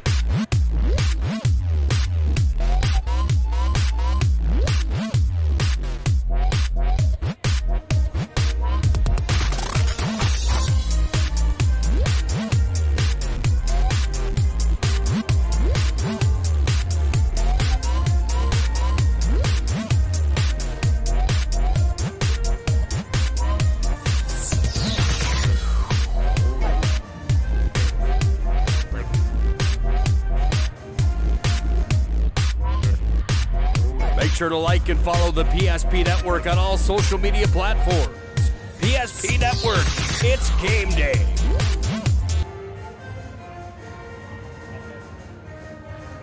Back at Carl Gard Gymnasium, Chuck Claremont and Scott Woodmansey on the call for you tonight. At halftime, we have the Demons leading the Midgets 34-13. The Midgets scored first at 3-0, then it was a 15-0 run for the Demons to make it 15-3. Then a 5-0 run back the other way for the Midgets, and then just the Demons just absolutely poured it on and lead by 21 at halftime, 34-13. Scoring in the first half, the limited scoring for the Midgets done by 3 players. Reese Hauk has 2 threes and 2 for 2 from the free throw line. She leads with 8 points. Emily Ash at the first bucket of the game, a 3-pointer, and she has not scored since. She's got 3 points. And then Kenzie Hoff off the bench has 2 free throws for her 2 points. For the Demons, for their 34, they go this way. 8 gals in the scoring column, led by Paige Brewer, 2 threes and a deuce for her 8 points. Peyton Newmiller, 7 points, all in the last 9 minutes. 3 for 4 from the free throw line, and has a couple field goals for her. 5 for Rude in the first half. She's 3 for 4 from the charity stripe. Also has a field goal for her 5 points. 4 for Peyton Gerving, 3 for Allie Gullison, 4 for Mia Hintz on an offensive explosion for her, and then 2 for Maya Holsworth. And then Sydney Gerving got in the scoring column, made 1 of 2 free throws for their 34 in that first half. The big thing is those 15 turnovers. We talked about that. Coach Devin Douglas, I'm sure she's got to talk to her team saying 2 things. 1, take care of the ball, and 2, let's figure out a way to put it in the hoop. Yeah, well, yeah, and I think it's got to start with taking care of the basketball. I mean, they just can't have that many turnovers against a team like this. And but Bismarck, and then of course, as you said, Chuck, the next thing is you got to find a way to score. I mean, you turn it over and don't score. That's a bad combination. Yeah, and you take away one of your top scorers and one of your best athletes in Taya Hupfoff. As Hupfoff, I have been looking forward to watching her. I was a fan of hers coming into the season because she was a UND commit. How about that? She's going to play softball up at UND. Dickinson and I won the state softball championship, first time ever last year. And so she's moving on to play softball at UND. So I wanted to get a chance to see her play. Didn't play the first game of the year I did, and now she's missed the last 3. So I know how good of an athlete she is, and you take her out of the mix, it puts that much more pressure on Hauk and Ash. And when you're the only 2 scorers, I mean, it's difficult. I mean, you look down the list, Scott, who's gonna step up? No, there's nobody else. I guess you got Piercy averaging 6 points a game, Stevenson with 5, but they surely are not scorers. And Dickinson, they need somebody to, I don't even say step up. Contribute, absolutely. Well, that's going to do it for our Legacy Financial Planners halftime show. Do you have the right financial advisor to help you reach your goals? Ameriprise Advisors can create a personalized goal-based plan to help you prepare for whatever life brings so you can feel more confident about your financial future. Call Legacy Financial Partners, a private wealth advisory practice of Ameriprise Financial Services, LLC at 701-232-8886. Demons have it. Here's Gerving, high right side 3. That one comes off. New middle of the weak side rebound. Oh, nice dump pass. Holsworth layup, got it. And what a find. Gerving or Newmiller gets a rebound. She's double teamed, and Holsworth just dives right to the basket and gets a great pass from Newmiller. 36-13, and Demons with the first hoop to start the second half. Down low they go. Stevenson drops it down low, and shot is up no good by Piercy. And ball comes out of there, and Newmiller has it. There's an example, Scott, of you got a point-blank shot, you got to make it. Here's Gullison left corner. Gullison goes baseline, cut off there. Good defense. Ball's loose. Holsworth gets it. Holsworth, the runner down the right side, off the window, no good. Rebound to Hauk. Hauk wants to run. Here she comes, full speed ahead. Hauk goes end to end, goes up, lose it, taken away by Newmiller. Here's the lead pass, Holsworth. Holsworth down the right side. She goes up. Nice block there by Kempenek, and out of bounds. They're going to say she is. The one thing there too, Chuck, is Newmiller stopped coming down that left side after she made the pass. And she makes the pass, continues to sprint down that side. Holsworth can give it right back to her left-handed layup. Yep. Here's Newmiller with it straight away. Thought about the 3, didn't take it. Left wing they go. Gerving, she skips it to Newmiller. Oh, that was Jersey Berg, I stand corrected. Newmiller attacks, throws one up off the window, and scored it. Newmiller, 9 points now for her. Oh, did I have her? I had her at 9 at the break. Maybe I was wrong, huh? I think you gave her 2 points that somebody else had that I. Okay. I think Peyton Gerving had 2 points. You gave it to her. Or hey, no, you know what? There's a chance I could have got it wrong. Yeah, Scott. I got Gerving's 2 in there. She's got 4. Peyton does? Well, I have her with 4, but hey, one of us is not accurate. We'll figure it out. Yeah. Here's Gullison down low. She operates in the low right block, and shot is no good, and we're going to have a foul. Well, that's a great move, too. She got to the block, Scott. The fake backward, like she was going to do a little step away and then sneak through a double team. Oh, now what they're going. Oh, who was the foul on? Yeah, 33. Yeah, I couldn't tell you. That's going to go against. And fouls on number 33, Allie Gullison, her first, team's first of the half. First team's first. Oh, good job of breaking the pressure. Here's Piercy on the right side, and she's going to be run into. And that one's going to go against Sydney Gerving. You know, that's one thing, too, is finally Dickinson, you called it perfectly, Scott. They got the ball to the wing. They got it to the middle. She squared up. She hit somebody in the right wing, and then Piercy turned and went right at the basket. That's how you got to beat this full-court press. I know on the boys' side, that's what Dickinson needs to do tonight. You know, I mean, Bismarck High has taken all kinds of chances. When you get those rebounds or those made baskets, you got to turn and burn. Piercy knocks them both down. Minor coming up at the conclusion of this one. Our planning team financial advisors post-game show. Planning team financial advisors helping clients work toward financial freedom. Planning team financial advisors are shot up by Gerving as she cuts down the lane, and she's going to be fouled in the act, and that's going to go against Kempenik. And is that going to be 3 on Kempenik? Yeah, she doesn't like it. She's shaking her, kind of gave it that, come on, man, you can't call that on me, but it's a good cut.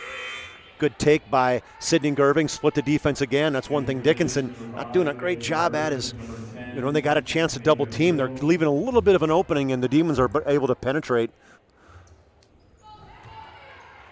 Those were too easy.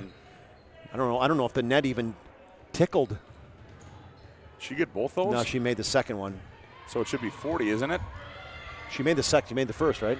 No. No. So no, that's right. Just made the first, so it's or the second, so it's 39-15. Yeah. Okay. There we go. She missed the first and made the second. That's it. Is that right? That's exactly right. Holy smokes! How are we doing here? How are we doing? Who's on first? What? 39-15 our score. Oh my! Shot up, no good by the Midgets. Berg tries it again, no good. Ball's loose, and it's a scrum. Well, she had 3 chances, Bailey Berg. 3 chances in that left just could not get it to go. You see the frustration on the look in her face. 15:32 to play in this one, 39-15. Demons lead it. The Coach Douglas is looking at her other coaches with her arms up going, hey, we got to do? We got to make layups. Jersey Berg, high post. Here's Newmiller. Stop and go move. Oh, nice cut. Gullison layup got it. Just nice little hesitation move. It's off ball. She passed it over to Newmiller. Just hesitated, then just went right by the defender. Great pass from Newmiller. Wide open 3 from the left wing by Hauk. Comes off long. Berg the rebound. Lead pass. Sydney Gerving to Peyton Gerving. Steps back. Thought about it. Here's Newmiller. Attacks down the lane. Layup up and good. Newmiller. The C's parted there for Newmiller. Another thing right there, Scott, where defense has got to get together. But Newmiller, I like how she just turns and attacks. 43-15. Here's Keel on the right baseline. Misses everything into the hands of Gullison. Now here comes Sydney Gerving up the left side. Newmiller crosses over, gets in the lane, has it poked away into the hands of Piercy. She gets it off to Keel. Keel throws it away. Here's Jersey Berg. Berg tried to leave it for Sydney Gerving, poked away. Gullison, straightaway 3. Ooh, that was 3/4 of the way down, too. Quick outlet to Ash. Ash, right elbow, shot up, comes off, rebound, and I think it might be off Newmiller is what I always saw it from here, with the officials kind of getting together, looking at the other one, going, where'd you have it? Yep. And we're going to have a Hubbard National Insurance timeout on the floor. Contact your local Hub agents, Leif Olson and Josh Cattell, for your personal insurance needs. 14:10 to go on the BNC Bank scoreboard. Demons 43, Midgets 15. Back with more after this timeout on the PSP Network. The best part about working at BNC National Bank is developing relationships. I love working with people. We've been here for over 25 years. We've grown just like our communities we're in. But we still have that personal connection with our customers. And that's why we can find the best solutions for them. It feels great seeing projects around the community and knowing we're a small part of making that happen. We're helping people buy their first homes. Plan for the future. From startups to big business. We're part of the community. And we're proud of it. Yours truly, BNC. Back at Carl Gard Gymnasium, 43-15. Demons lead it. We'll have our Sport Clips MVP of the game tonight. Sport Clips brings you the MVP of this matchup. Sport Clips is located at South 3rd Street and is home to the MVP haircut experience. Sport Clips brings you this game's MVP. Also, tonight's game is brought to you in part by Northern Plains Heating and Air. Northern Plains Heating and Air has over 25 years of experience as your heating and air experts. As the factory authorized dealer for AeroSeal, There's no other choice to seal your heating and air game other than Northern Plains Heating and Air. Find them online at northern-plains.com. 43-15, 14:07 to play. Demons have the ball. Attacking is Berg, kicks right corner. Here's Peyton Gerving, and she rings home a three. Finally hits a three, as we talked about that 11-3 explosion a few games back. Hadn't had one yet today. 46-15. Keel with it, Berg. Now they come up high to Piercy. One bounce, nowhere to go. Now left side, they go in the ball game. That is Abby Dutke. 6-foot sophomore. Here's Berg with it. Berg on the bounce. 5 to shoot. Berg. Piercy. 1 second in the paint. Piercy, up off the window and good. Nifty move there by Keaton Piercy. Almost like the Demons fell asleep on defense there with the shot clock running down. Just good patience. Just kept dribbling. Seas parted for the Demons there as well. Gullison skips it. Gerving. Here's a heat check. Why not? 2 for 2. Well, the heater's on right there for Gerving. Has 10 points now on a quick 2 threes in this second half. 49-17. Here's step through move there by Hauk is blocked away. On the break is Newmiller, 1-on-2. Newmiller spins, finds a trail, and nice save there by Jersey Burton. Was that Berg? Yeah, it was. Yep. Dickinson Midgets come back with it. Here's Piercy in the right corner, looks inside to Berg, now gets it to her, and maybe not as it goes out of bounds. We'll go back to the Demons. Here comes Brewer in, here comes Rude in. Holsworth coming in. Newmiller will sit down.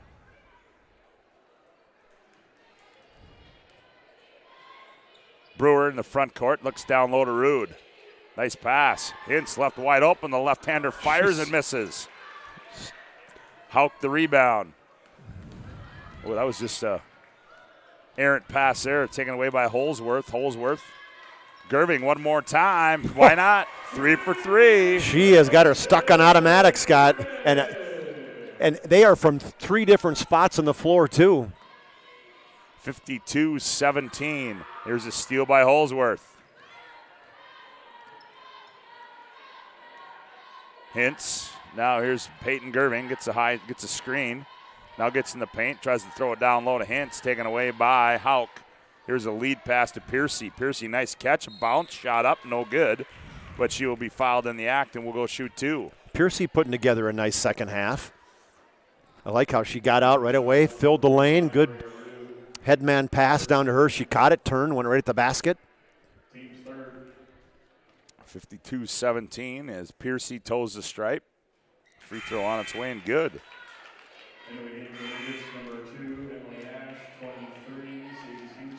52-18, Ash comes back in. Piercy has all 5 points that the Midgets have this second half. We said somebody had to step up, and we got one of them doing it. Yep. There you go. Piercy 4 for 4. Makes it 52-19 with 11:39 to play here in the ballgame. Greff gets it to Holsworth, and Holsworth tried to find Rude, threw it away. I think Dickinson kicked it out of bounds. It went right through somebody's hands and down. She kicked it out of bounds, and that's about how things are going right now. Just the one girl just shook her head like, I can't believe I whiffed on that one. BNC National Bank. Customer focused, community driven, the bank for business people. Here's a 3 on the way by Brewer, no good. And what are we going to have here? If you're going to go Holsworth over the back, and she can't believe it. But Coach Shetler said, hey, you got a little push in the back. That's all right. It's an aggressive foul. You want to try to get an offensive rebound. Just her first. Pressure applied as Hauk plays catch in the backcourt with Stevenson. Now here's Piercy. She's going to attack again. Throws one up, and she's going to be fouled.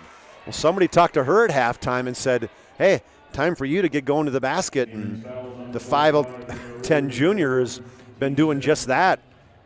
She's drawn 3 fouls on the Demons. 15 foul. And Piercy misses one.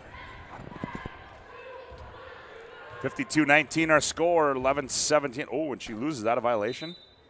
Should be. The officials kind of talking about it, saying, probably going to say in this point, going, hey, that's my bad for a poor toss. Yeah, there you go. Good decision. Yeah, there makes that one. 5 free throws for Piercy, 5 for 6. Well, it's been the Kate and Piercy show here in this second half.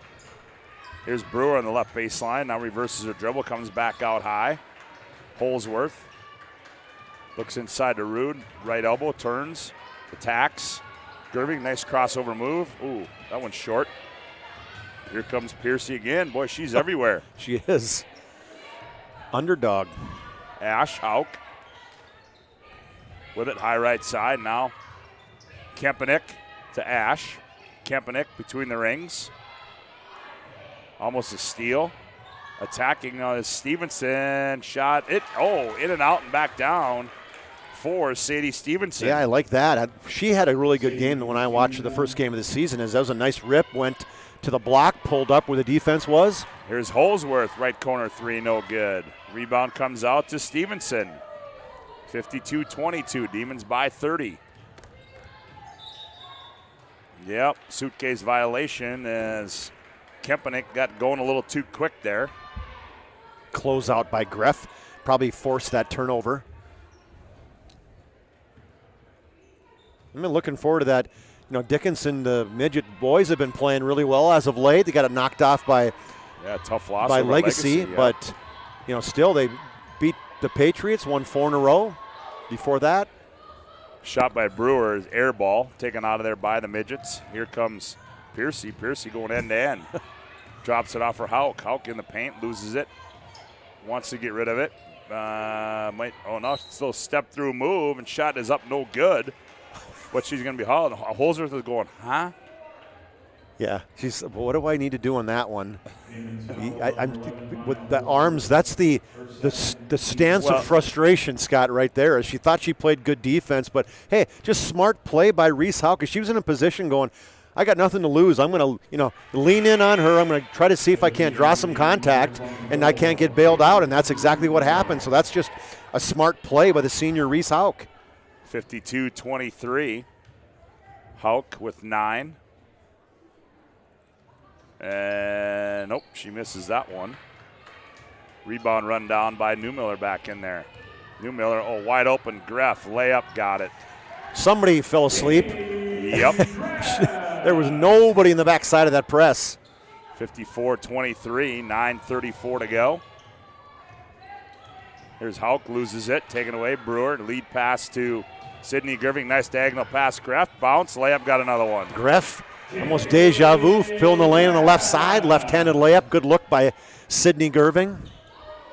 56-23. Now Hauk on the other end, stops, poked away by Gerving, but she was out of bounds. Tonight's game brought to you in part by Tires Plus. When shopping for tires, shop Tires Plus. All brands under one roof with the guaranteed lowest prices. And their service after the sale with the Tires Plus plan. You can't go wrong with Tires Plus. Visit them online at TiresPlusND.com. They lob it down low. Stevenson turns, baseline, shot up, short, rebound to Greff. Katie runs it in the front court on the bounce, crosses over. Now Newmiller, right wing three on the way. That one too strong. Rebound to Greff. Gets it off to Newmiller. Newmiller. She split 3 defenders that time. First got by Hauk, then went right to Ash and Stevenson. Pick one. We'll have our Jobbers Moving and Storage move of the game. Brought to you by Jobbers Moving and Storage. They can help you move across town or across the country. Locations in Bismarck, Minot, Fargo, and Aberdeen. Find them online at jobberswarehouse.com. Substitution in for the Demons, Chuck. That is Morgan Johnson Colbert. There you go. She's a 5'7" sophomore.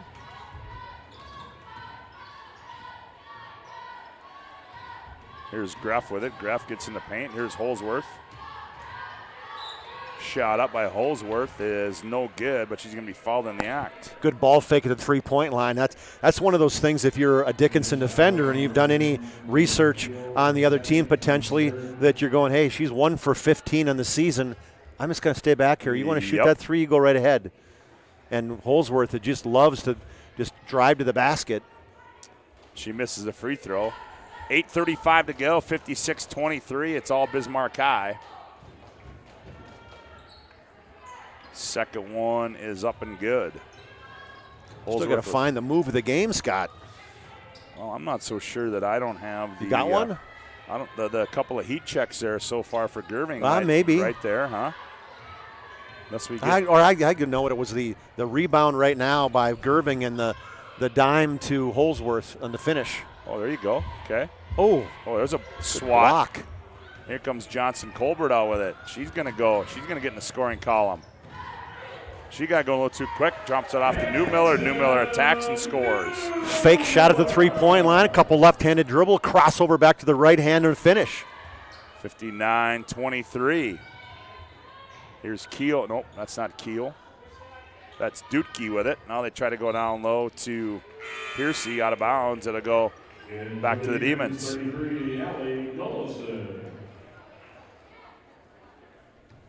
Gullison checks in. 59-23 Bismarck High, 7:45 left to play on our BNC Bank scoreboard. Here's Greff. Newmiller. Right corner, Johnson Colbert. She's going to go baseline, reverse layup. Oh, and got it. Oh, what a nice job. Fake shot at the three-point line, went to the baseline, then the reverse layup. 61-23. Johnson Colbert getting into the. Probably earned some playing time on JV or. Yep. Here's Dutke, straightaway three. That one rolls off. Rebound, Katie Greff. Here come the Demons. Lead pass, Johnson Colbert. Oh, and she lost it out of bounds. Are they going to get a foul? Oh, they're going to get a blocking foul. I think so. Abby Dutke hit her a little bit, so see if it's. Yeah. I don't know if it's on the shot. No, I don't think it is. Well, she called it a blocking foul, and it looked like she was trying to shoot is kind of what I was thinking, but the officials are going to say, nope, that's not how it's going to be. Take it out of bounds. Gullison inbounds it to Gerving. That's Peyton. Johnson Colbert. Now here Gullison, right corner. Catches, fires for three. Ooh, missed everything. Piercy. Got to run it down. Johnson Colbert. Ooh. Uh-oh. Oh, yeah. Now she's walking like that left knee. Anytime you see somebody jump stop like that, you just kind of. Ash to Piercy. Piercy, ooh, a little jump stop and lost the basketball in the process, and she's a little ginger on that ankle. Yeah. Here's Gerving, sets, fires for three, bingo. 4 in a row in this second half for Peyton Gerving. 16 points, she leads the Demons. 64-23, down low for the Midgets. Shot by Piercy. She thought she made it. She turned and started running the other end. Exactly. I thought she did too. It went all the way in and out, and she kind of looked up like, wait a minute. It didn't go in? Nope. Here's Jersey Berg back with it. Ooh, Newmiller. She was going to go 5 in a row. Johnson Colbert, nifty fall away shot in the lane is up and good. Wow, post up, find where the defense is. One dribble to the middle and a fadeaway. She's like, Coach, some more. Give me some postseason minutes. Exactly. On the other end, Dutke shot, three-pointer rolls off, but the Midgets rebound. And here's Hauk. Top of the key to Ash. Ash loses it. Ball's loose. Gullison comes out of there. Now the ball's loose, picked up by Gerving. She's run over by Keel. And that'll be Keel's third. That'll be Dickinson's 15th foul. Hubbard National Insurance. Timeout on the floor. Hubbard National Insurance located at 4204 Boulder Ridge Road in Northwest Bismarck. 5:37 to go on the BNC Bank scoreboard. Bismarck High 66, Dickinson 23. Back after this timeout on the PSP Network.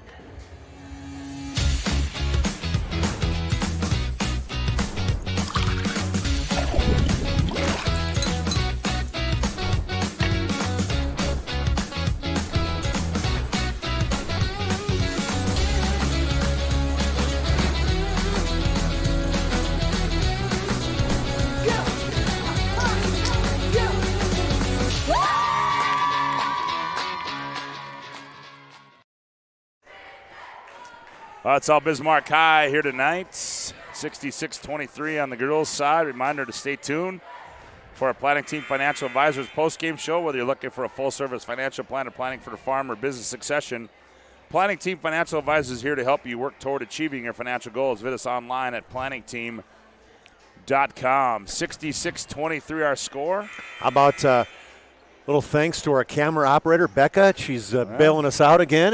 Becca? What did I call her? Becca, I was just Okay, reinforcing thank you. I was the like, name. hey, I thought I maybe screwed up with a name again No. or something. But yeah, as we had one of our main guys that was coming in and couldn't make it, and she bailed us out. She's the MVP. There you go. She's our Sport Clips MVP. right there, yep. Here's a shot by Sydney Gerving, goes off, and it's tipped out of bounds by the Demons. It's got Cambry Fisher now, the 5'6" sophomore. I see she's in the basketball game now. This is where, as you're a coach, you're trying to find somebody. You made a perfect comment on it, Scott. Somebody that can maybe give you some bonus minutes, some good minutes in that West Region tournament where you don't got to worry about, halves or anything else. Yep. Ooh, I thought it was a tie-up. So did Allie Gullison. As it went inside to Dutke. Yeah, I got a feeling they're going to – Gerving and Gullison, they'll be done for the day. Brewer comes in. Greff comes in. Johnson Colbert comes out. Good minutes for her. Yeah. She got 4 points. Got a feeling you'll see her in the next Bismarck High game. And at the line is Abby Dutke, the 6-foot sophomore. Converts that one. So they got a 5'9", 5'11", 5'10" back, 6 foot. I mean, they got some tall. Yep. Mava Keel, 5'10", sophomore. They got some size coming back. Lose their guards is the problem. She made both. Yep, she did. 66-25 as she got them both. Jersey Berg. Brewer. Long three from the left wing rolls off. Weak side rebound and found out last time we were doing a Bismarck High game that my daughter's one of her best friends and roommates down in Minneapolis, Ireland, and Brecklin Huntley were listening to the game, and they were texting Carly, my daughter, saying, "Hey, I think your dad's getting interviewed." And Carly said, "No, my dad's doing the game." As the Huntley twins, their sister is Jersey Berg, so they were listening to her down in Minneapolis. What happened there, big fella? Well, we had a hoop by Cambry Fisher, and then Rude went down, and so she's going to come out of the game. Yeah, she's hurting. Coming in is Brooklyn Trolley coming into the ball game. Trolley, a 5'11" junior. Here's Hauk with it on the right baseline. Nowhere to go. Piercy's going to attack. Piercy's going to throw one up. Come short. Trolley the rebound. Gets it off to Greff. Greff baseball pass in the front court to Fisher. Berg now Greff. Greff's going to fire for three and got it. Deep three.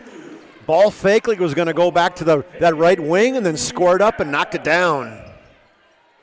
Greff, 7 points for her. Good second half. 71-25. 3:57 left to go. Controlling out high is Emily Ash. Hauk going to fire a high-arcing three. Short rebound to Jersey Berg. Jersey, and we got a Hubbard National Insurance timeout on the floor. Just for some rotations as also. Yep.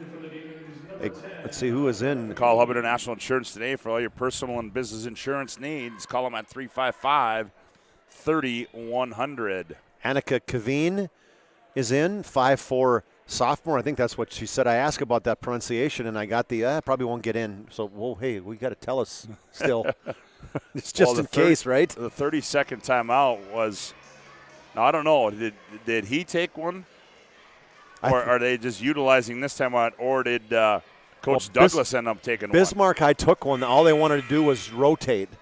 And I think Douglas and Dickinson ended up taking it because she wants to talk to her group and say, okay, hey, let's finish this out. They still got the starters in. They still got Ash and Hauk and Kempenick and Piercy and not Stevenson, but I think this is Mava Keel.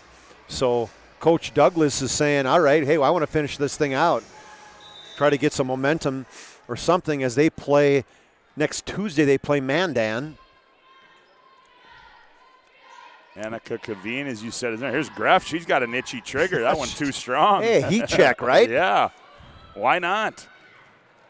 Hauk, nice bounce pass. Double clutch shot up and missed by Emily Ash. Yeah, I like that. Just unselfish play as Hauk came down the lane, kind of pulled up. Probably could have had a wide open Scott 8-footer. Instead, she looked to her left. She saw Emily Ash fill in the lane and said, all right, you know what? I got to reward you for hard work. And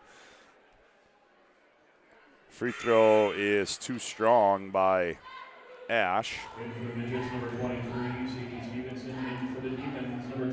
71-25 our score. It's all Bismarck High. Second one, Ash rolls around and goes in. Her first Bass point, Scott, since that three-pointer to start the game for Dickinson as they took a 3-0 lead. Who would have known they were only going to score 23 more the rest of the game? Yep. Johnson Colbert back in there. Here's Kaveen with it. Looks inside. She's got to be a lefty. Here's Greff. Oh, you're giving her too much room. Skips it to Kaveen. Gets a screen. Oh, yeah, and Hauk. That's frustration right there, Scott. That's her going, I've been in a battle all night. Look at you got the stomp walk going. That's somebody's going to feel my pain right here. So to the line. Is that Fisher? That's Fisher, yep. Camry Fisher. Camry Fisher knocks that one down, makes it 72-26. It's 34-13 at half. And Fisher misses the second one. So we got a couple things we got to figure out, right? And there's a few girls that have an opportunity at the player of the Sport Clips MVP of the game. We got the move of the game. I think I got that one down. All right, okay. So, all right. Unless somebody comes in with a windmill dunk. I got one. You're going to get a reach in now. And I like the game of this Caden Piercy. She's got to do this more often. If she's only averaging 6 points a game, I'm shocked. Yeah, I agree with you. Because she's putting the ball in the hole. She's going to the basket. She's rebounding. Piercy misses that one. Bonus free throw. Yep. Here's Kaveen with it. Oh, she's going to fire one up. That one short. Rebound comes out of there to Stevenson. Hey, you got to look when you come in like that. You got to let her fly, right? You got to get one off. Here's Ash, right wing three. That one too strong. Rebound poked into the hands of Kaveen. Baseball pass up the left side. Greff. Crossover move there. Here's Johnson Colbert on the trail. Johnson Colbert's going to fire air ball. Hauk on the weak side. 2:07 to play. 72-26 our score. Shot by Ash is no good. Johnson Colbert comes out of there with it. Want to stay tuned for our planning team financial advisors post-game show. Here's a shot up by Katie Greff, and we're going to get a foul. Midgets fouls on 2, Emily Ash. Second personal on Ash. Couple subs coming in for Dickinson. Yeah, and Dickinson was late to sub. Eliza Caro coming in. Bailey Berg in. Carroll, 5'7" junior, her first action of the ball game tonight. I think that's Jasmine Berry out there as well. And Greff. You are correct. Was that Greff that shot those? She won. That's 15. It's Braylon Farnsworth. Okay. It's in.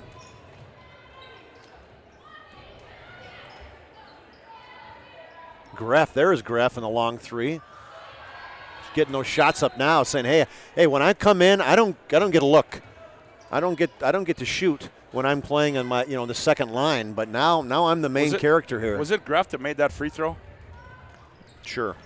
Okay, we'll go with her then. I was looking at the substitution pattern. That makes both of us. So trying to get those names down. Here's Dutke. Around the wheel, they go to Berg. Farnsworth. Now to Dutke, now to Farnsworth. She's going to let one fly from deep, misses everything. Rebound comes down to Fisher.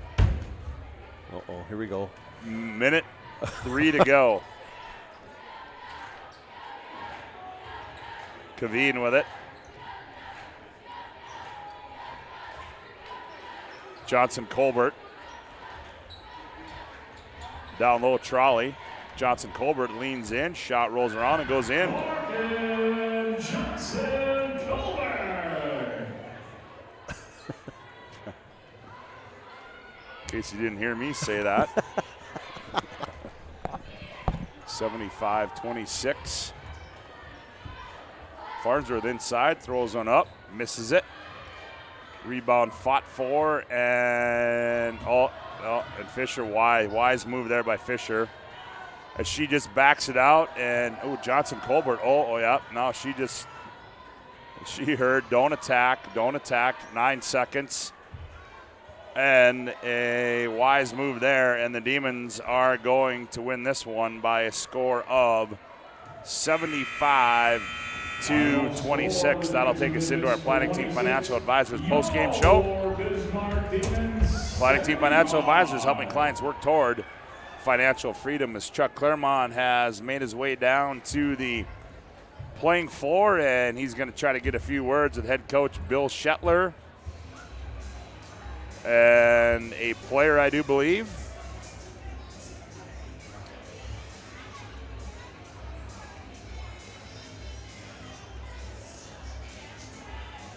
And right now, I do believe Chuck has the head coach of the Bismarck Demons, Bill Shetler. Let's go down on the floor, and Chuck, take it away. All right, thanks, Scott. This is always one of those maybe trap games. You know, you come in, you expected to win, and first half was a little bit slow, but I felt like defensively you guys just turned it up tonight, and they just could not score the basketball. Yeah, credit our defense to everything. I think they had 13 and 13 in the two halves.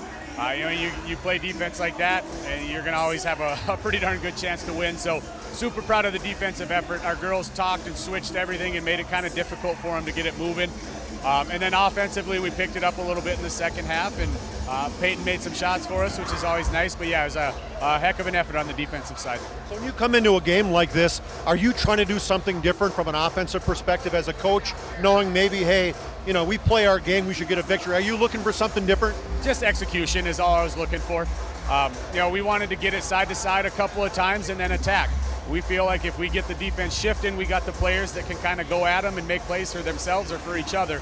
So that's the only key we had on offense, was we just wanted to go out and execute. Whatever it was, man offense, zone offense, just execute our stuff. And we did a pretty good job tonight. One thing I'm always impressed with your team is you force a lot of turnovers, but you're really taking care of the ball, and it feels like that's kind of a concerted effort that you're making this year. Only 13 turnovers a game compared to forcing 26. Yeah, and we're small. We got a lot of guards out there, so that's one of our keys is we foul quite a bit with our press, so we have to limit our turnovers and keep as many possessions as we can on the offensive side. Our girls have made good decisions. They've handled the ball well this year, so proud of their effort on all those aspects. Great win, Coach. Congratulations. Thank you. All right, Peyton, step in here. Great game for you. You slow the first half, right? But, you came out fire and hit 4 threes, and I don't only want to talk about this game, but I also want to reach back to talk about those 11 threes. Before we finish, you got to give me a little insight on how were you feeling when you hit those 11 threes against Watford the other night? It was awesome. The energy in here was crazy, and my teammates were just cheering and going crazy for me. So to have all that support was just awesome. For you guys coming out and playing so well this year, 12 and 3 now in the season, are you guys exceeding your expectations right now, or where are you in terms of how you expected to play? I think we came into the season knowing that we could be good, but we just want to keep getting better, and ultimately we have a big goal for the end of the season. So we just want to get better every game, every practice, so that we're playing our best at the end of the season. And right now you're sitting in third in the West region. You got Century, you got Minot ahead of you.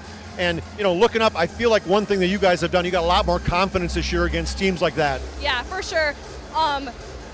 We know we can beat them, and it's always a mind game, so we just really focus on playing our game against them. You can't change how you're going to play, even when it's a really good team. So we just focus on being ourselves, and we know we can win those big games. And for you guys, last chance for you to get an opportunity to get back to state. Clearly that's got to be a big goal in the back of your mind. That's our biggest goal, and I think that's everyone's goal, but yeah, we're just working hard to get there at the end.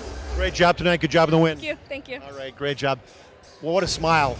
Hopefully you saw that on TV because that's just a tremendous smile and great effort there by Peyton Gerving tonight. Scott, back up to you. All right, Charlie, good job, my friend. As there you have it, very happy Bill Shetler and Peyton Gerving. The Demons win it here, going away as they win at 75-26. Our Planning Team Financial Advisors postgame show rolls on with more after this timeout on the PSP Network.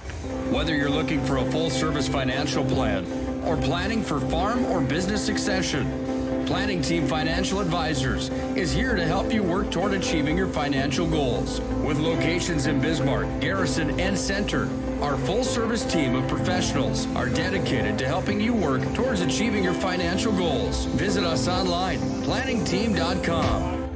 Securities offered through LPL Financial, member of FINRA and SIPC. Investment advice offered through GWM Advisors, LLC, doing business as Goss Advisors, a registered investment advisor. GWM Advisors, LLC, and Planning Team Financial Advisors are separate entities from LPL Financial.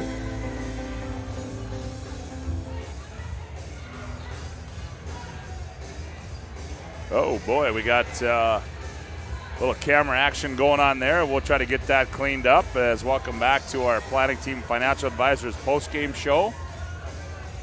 As switch it to the standings. How about that one? Yeah, there we go. As we'll try to deal with that, as we'll give you a look at the boys' standings right now. But the girls' game has gone final. Bismarck High, they moved their record to 10-3. On the season, and 10-3. 11 and 3. That's a mistake. Is that a mistake there on my part? Yeah, I didn't say it was your part. I was just wait a second. Yeah, Bismarck High won, so they're 11 and 3 in the conference. 11 and 3 overall. Okay, and then 11 and 3 and 11-3. Yeah, conference and overall. Wow. It's all right. How are we doing? We're Charlie, doing all right. Let's take a look at the final game numbers. Well, for the Dickinson Midgets, 26 points is Coach Shetler said, hey, 13 in the first, 13 in the second. Just great defense. They only scored 3 points in the last 9 minutes. They were led in scoring by Reese Hauk. She had 9 points, 8 in the first half. 7 for Kaiten Piercy, all in the second half. 4 for Emily Ash, 2 for Abby Dutke, 2 for Kinsey Hoff, and 2 for Sadie Stevenson. I think that totals 26. Yep. If it doesn't, my bad.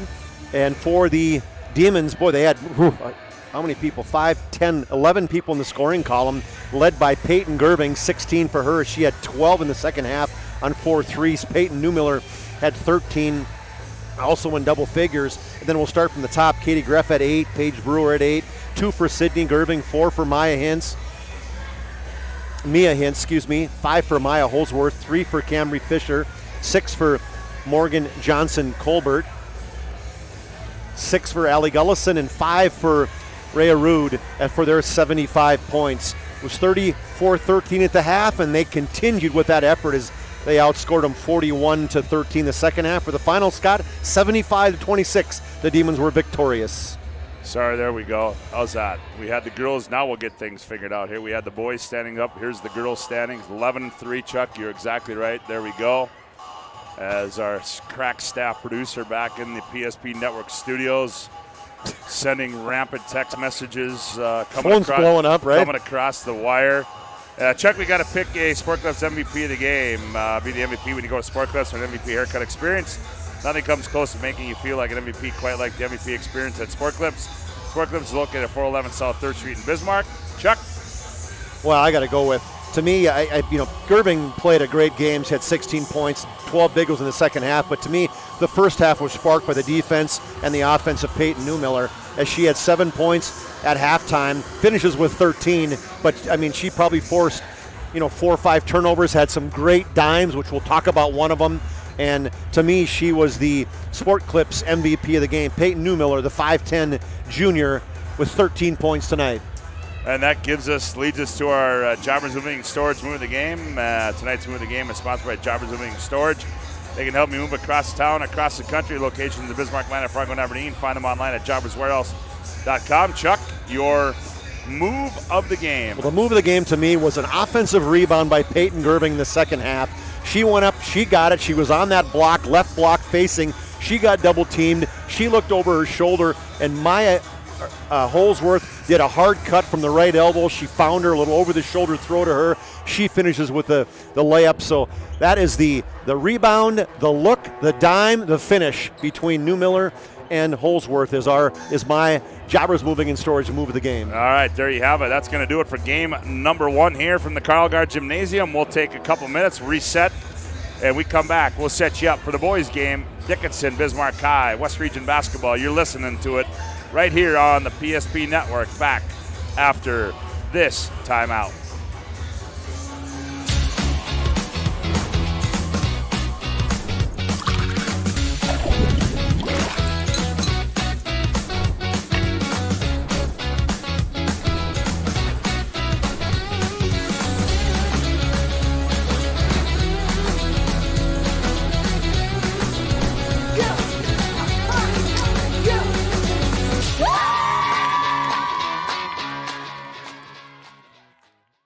Every 10 minutes, 3 people in the United States will die from a preventable incident. More people are dying on our roadways and in their homes than ever before, but that's where the North Dakota Safety Council can help. Safety is our mission, from the workplace to any place. We're a private nonprofit that offers more than 150 training courses that are dynamic, hands-on, and effective. From CPR and first aid to driver safety and even workplace violence preparedness, we want to make sure your loved ones come home safe each night. Go to ndsc.org to see how together we can make a difference. At Prairie Rose Family Dentists, we treat our patients like family. We have 14 highly experienced dentists with incredibly caring dental teams. We have more locations, more services, and extended hours to make sure your dental needs get fulfilled, your questions get answered, and you have the comfortable and high-quality experience you deserve. Call us or visit our website to schedule an appointment today. Prairie Rose Family Dentists. We are family. Many of our clients come to us already accomplished in their lives and on the right track. However, whether it's in response to a life-changing event or you are nearing retirement, you can sleep well knowing that together we have planned for both life's opportunities and challenges. And no matter what happens, we are here to help guide you.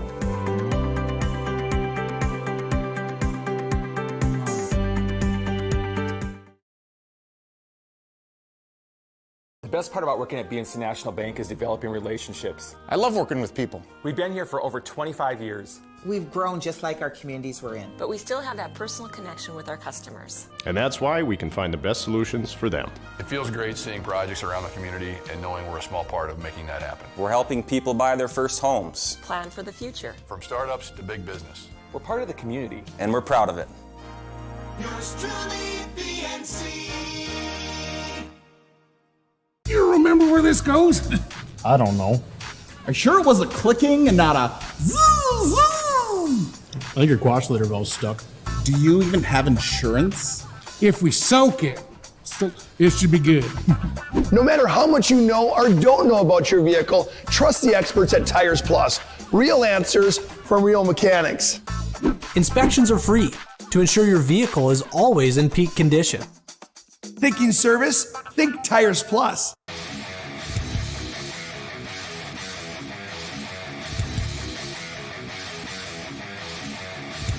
Where attacks, there's a takeaway by Eagle Staff. Eagle Staff on the open floor rises up. Oh, the one-handed rip by Trayson Eagle Staff.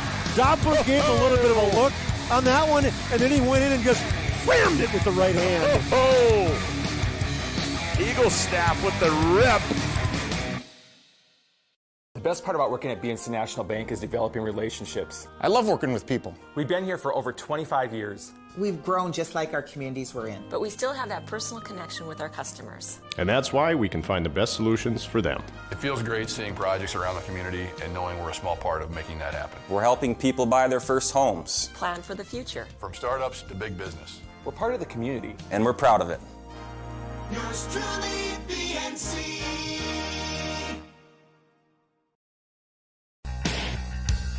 Comes to set, he's all alone, slam dunk.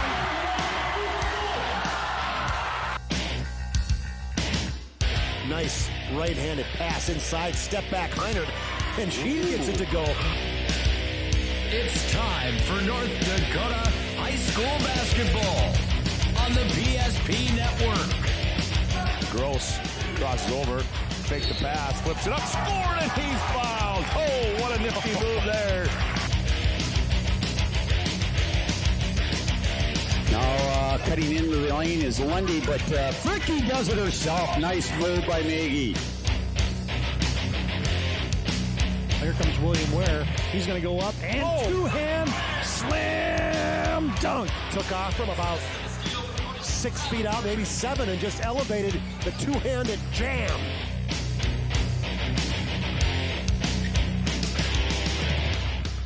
Now, let's go to the hardwood for this matchup's pregame show on the PSP Network.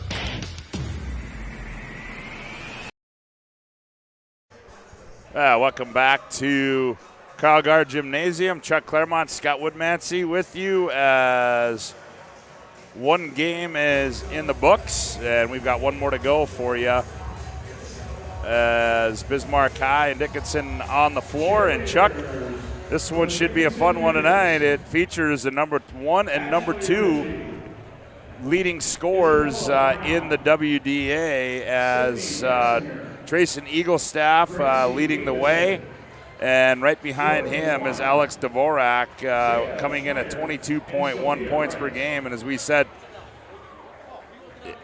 as the Dickinson Midgets coming in here with an overall record of 8 wins and 7 losses, Bismarck High coming in with a record of 12 wins and 3 losses, ranked number 5 in the state of North Dakota. As we take a look at Sorry about that. Oh, that's all right. As doing some cleanup on aisle 5. Yeah, as Dickinson, as you can see, Dickinson kind of right in the middle of the pack there.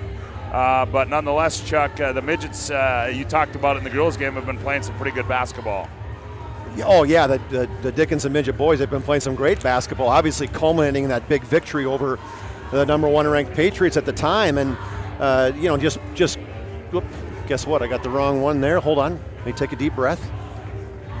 I had a little sidebar going on there. So as we take a look at the Midgets, they had that 4-game winning streak, and they beat some good teams too. They beat Mandan, they beat Century, and they beat Jamestown. And those are some good quality basketball teams. As you look at the standings, you're talking Century, Mandan, Jamestown. They're all up there, clearly in the top 8 of the West Region standings. And so, Dickinson, they found something. They got guys playing very well. They got a 3-headed monster. I mean, you got Dvorak, Cranston, and Daly all in double figures.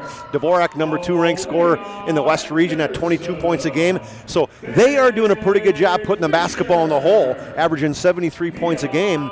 And, so that's the difference between them and those girls, that they got some guys that can score. And so I know for Coach Glosser, he's having a good season, 8-7 overall, 7-7 in the conference. So they are looking for big things. Obviously, a couple other guys are getting, playing very well. Anais, their 6'1 junior, and then as well as the sophomore guard Damon Glosser, where he's averaging 6 points a game. So they've got a good quality starting 5. And, the problem with them is their depth. They don't got a lot of depth. Yep. It's those guys are playing a lot of minutes. And against the Demons, boy, you got to have some people to come in and spell you. Yeah, you certainly do, as we know what the Demons are going to throw at you, Chuck. And, last time Bismarck High on a 7-game win streak over Dickinson last time, they got them twice back in 16 and 17. So the Midgets, boy, I tell you what, if they can come in here, Chuck, and, get that big win that they got over Century and come in here and knock off the Bismarck Demons, that'll be a couple big wins for Danny Glosser. But certainly Bismarck High has been playing some good basketball lately in their own right as well. Well, they kind of righted the ship a little bit, had a couple, well, I don't know if you want to call them stumbles. You lose to the number 1 and 3 ranked team in the state, and you lose to Century 85-79, and you lose to Minot 92-87. So I guess they're stumbles. They're just good quality games, as the matchups are in this region with Minot, Century, and Bismarck High clearly being the cream of the crop right now in the top 3 teams, although I keep expecting St. Mary's to somehow be in there. And I keep thinking the West Region that, they're going to knock somebody off, and they got a lot of scorers, and they're kind of sneaky good. Well, you know what I'd say to that is, since you brought that up, is it's always kind of been Brent DeCook's time in the WDA tournament. Yeah. And I know they've been riding they've been, playing for Brent. They've been motivating them all year, right? Motivating them all year. So as you said, I would not be surprised if we don't see something like that happen in the WDA. As we near the opening tip, starting lineups Bismarck High and the Midgets on the boys' side coming up next right here on the PSP Network. This presentation on the PSP Network is proudly brought to you by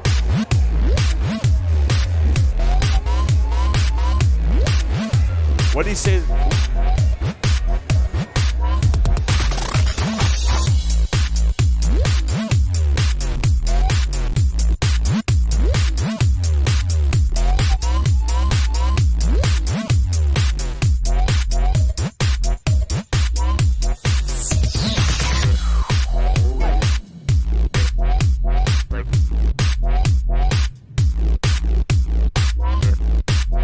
Make sure to like and follow the PSP Network on all social media platforms.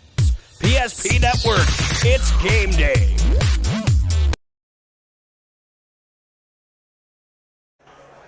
Back at Carl Gard Gymnasium, Chuck Claremont, Scott Woodmansey with you. Glad to have you aboard on the PSP Network. A reminder coming up tomorrow, Century Swim Hunt invite.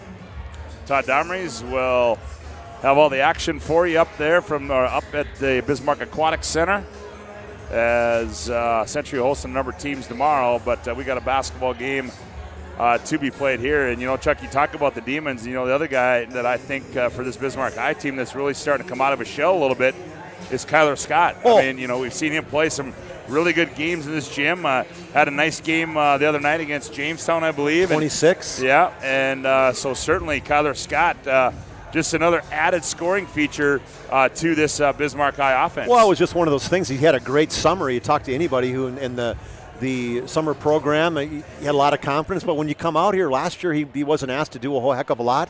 And so it just took a little bit of time for him to get his confidence and where am I going to fit in? What am I going to do? And, I mean, he started out being just a great dribble driver kind of guy, but, boy, he sure found his stroke as he's sitting second in the West region, shooting 47% from threes, 27 to 57. So that's kind of rolling for him. And he's got that sneaky kind of slithery offense, getting inside and doing different things. I mean, just really adding to the mix. And then you throw George Gillette in the mix. And, another guy that off the bench for the Demons that's really kind of moving himself up the point ladder is Carter Henke, the sophomore. He's got some range. He can shoot. And what a great guy to be able to bring in that second wave of guys, another guy that can score with him and Johnner and Henke. Those are the kind of the two guys that scoring off the bench.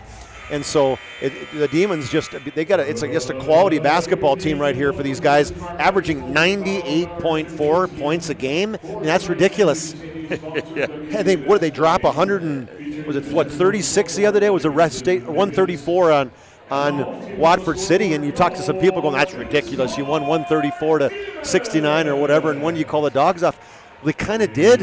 I mean, their offense is what you see out there on defense, and they just push the ball, and so it's hard for a coach to all of a sudden say, okay, let's do something that we don't work on ever. Set plays and half-court offense and stuff like that. Yeah. You get these guys off the bench to say, let's just keep playing hard, and here you turn out, you end up winning by 65 points, and record 134. They broke the 100-point mark 7-8 times in the season. I mean, it's pretty amazing what they've been doing offensively this year. Yeah, and you talk about Chuck, Watford City. I know tonight up in Watford City, they're having a big fundraising benefit for the young man that unfortunately lost his life in a tragic car accident up there, and I know they're doing 50-50. I know some other teams across the state have done that as well, and so certainly our hearts and thoughts go out to the family of that young man, and I can tell you the other action tonight. Legacy is up in Watford City tonight. Century's up in Turtle Mountain. Jamestown and Minot were postponed. While the starting lineups are being introduced on the floor, they'll go like this. First of all, for the visiting Dickinson Midgets, at one guard will be Alex Dvorak, 6 foot and a junior. At another guard will be a 6'1" junior, Tyrese Anais.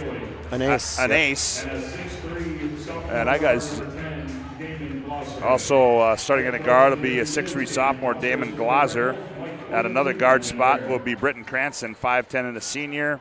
And in the middle will be Isaac Daly, 6'4" and a senior. Their head coach is Dan Glazer in his 7th season. For the Demons, they'll go like this. At one guard be Carter Sims. He's 5'10", and a senior. They got to be George Gillette, 6'1", and a senior. One forward will be Ethan Stotts, 6'1", and a senior. The other forward will be Kyler Scott, 6'4", and a senior. And in the middle, or I should say, the big fella, 6'5" or 6'6", and a senior, Trayson Eaglestaff. Oh yeah, there we go. That's right. Thank you for that one. That's Ethan Stutz, not Stotts, and shame on me for that one, but we got that. Thanks to my partner, as we're about ready for the opening tap here. Decent crowd has filled in to watch this one. People just love the show. That it's kind of like, the Lakers playing back in the day, right? It's kind of like watching the Runnin' Rebels back in the day. Yeah, the Rebels, absolutely. Yep, absolutely. The only difference is Willie doesn't have a towel and he doesn't chew on it. Well, we're ready to go. It'll be Dvorak, Glazer, Cranston, Daly, and Ace, Stutz, Gillette, Scott, Eaglestaff, and Sims for the Demons. Eaglestaff will go up against Isaac Daly for the opening tip, and we're about ready to go. Scotty McPherson throws it up, tip control by the Demons into the hands of Sims. He goes right back to Eaglestaff.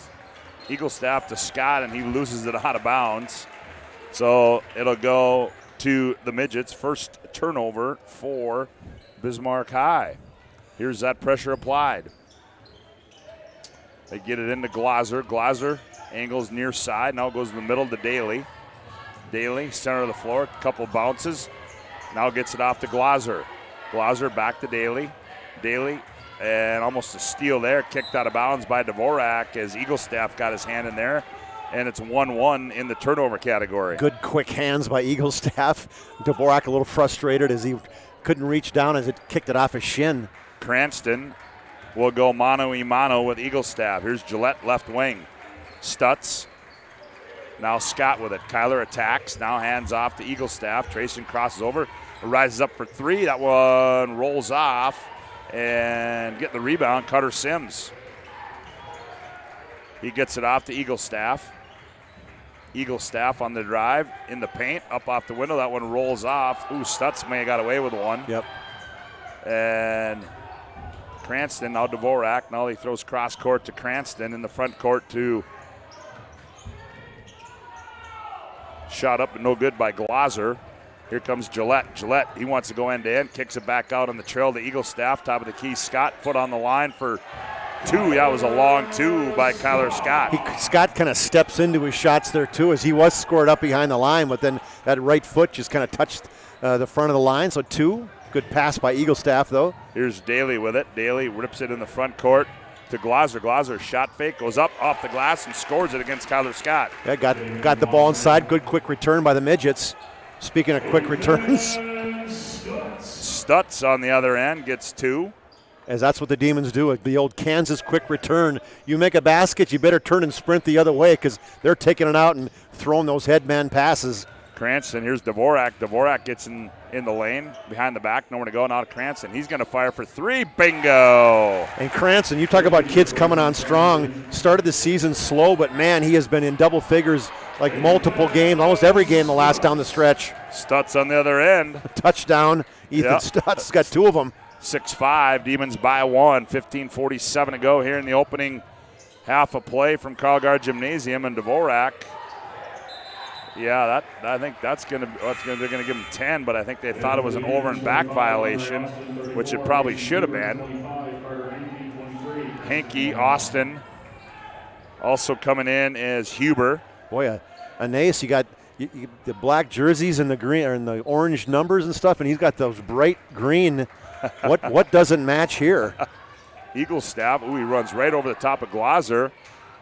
Hankey from the right wing, shot rolls off. Daly the rebound. Daly, couple bounces, now gets it back to Cranston. Cranston goes behind the back, gets into the front court. He's hounded there. Now, he throws it away to the hands of Hankey.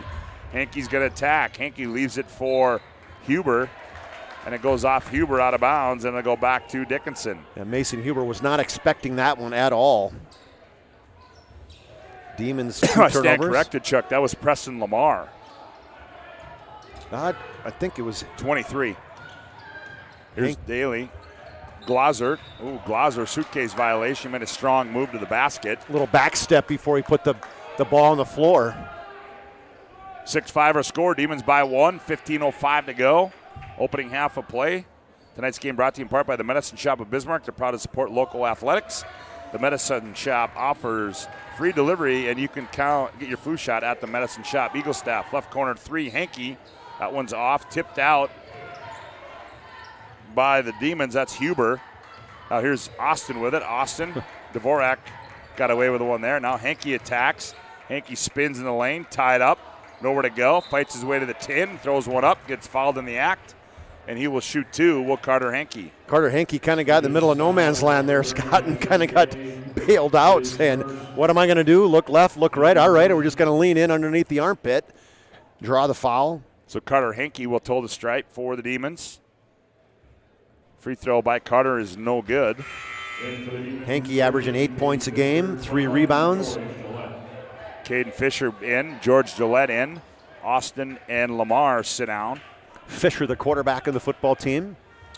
Second one by Hankey is up and good as he rattles, gets 1 of 2. He'll go sit down. Johnner comes in.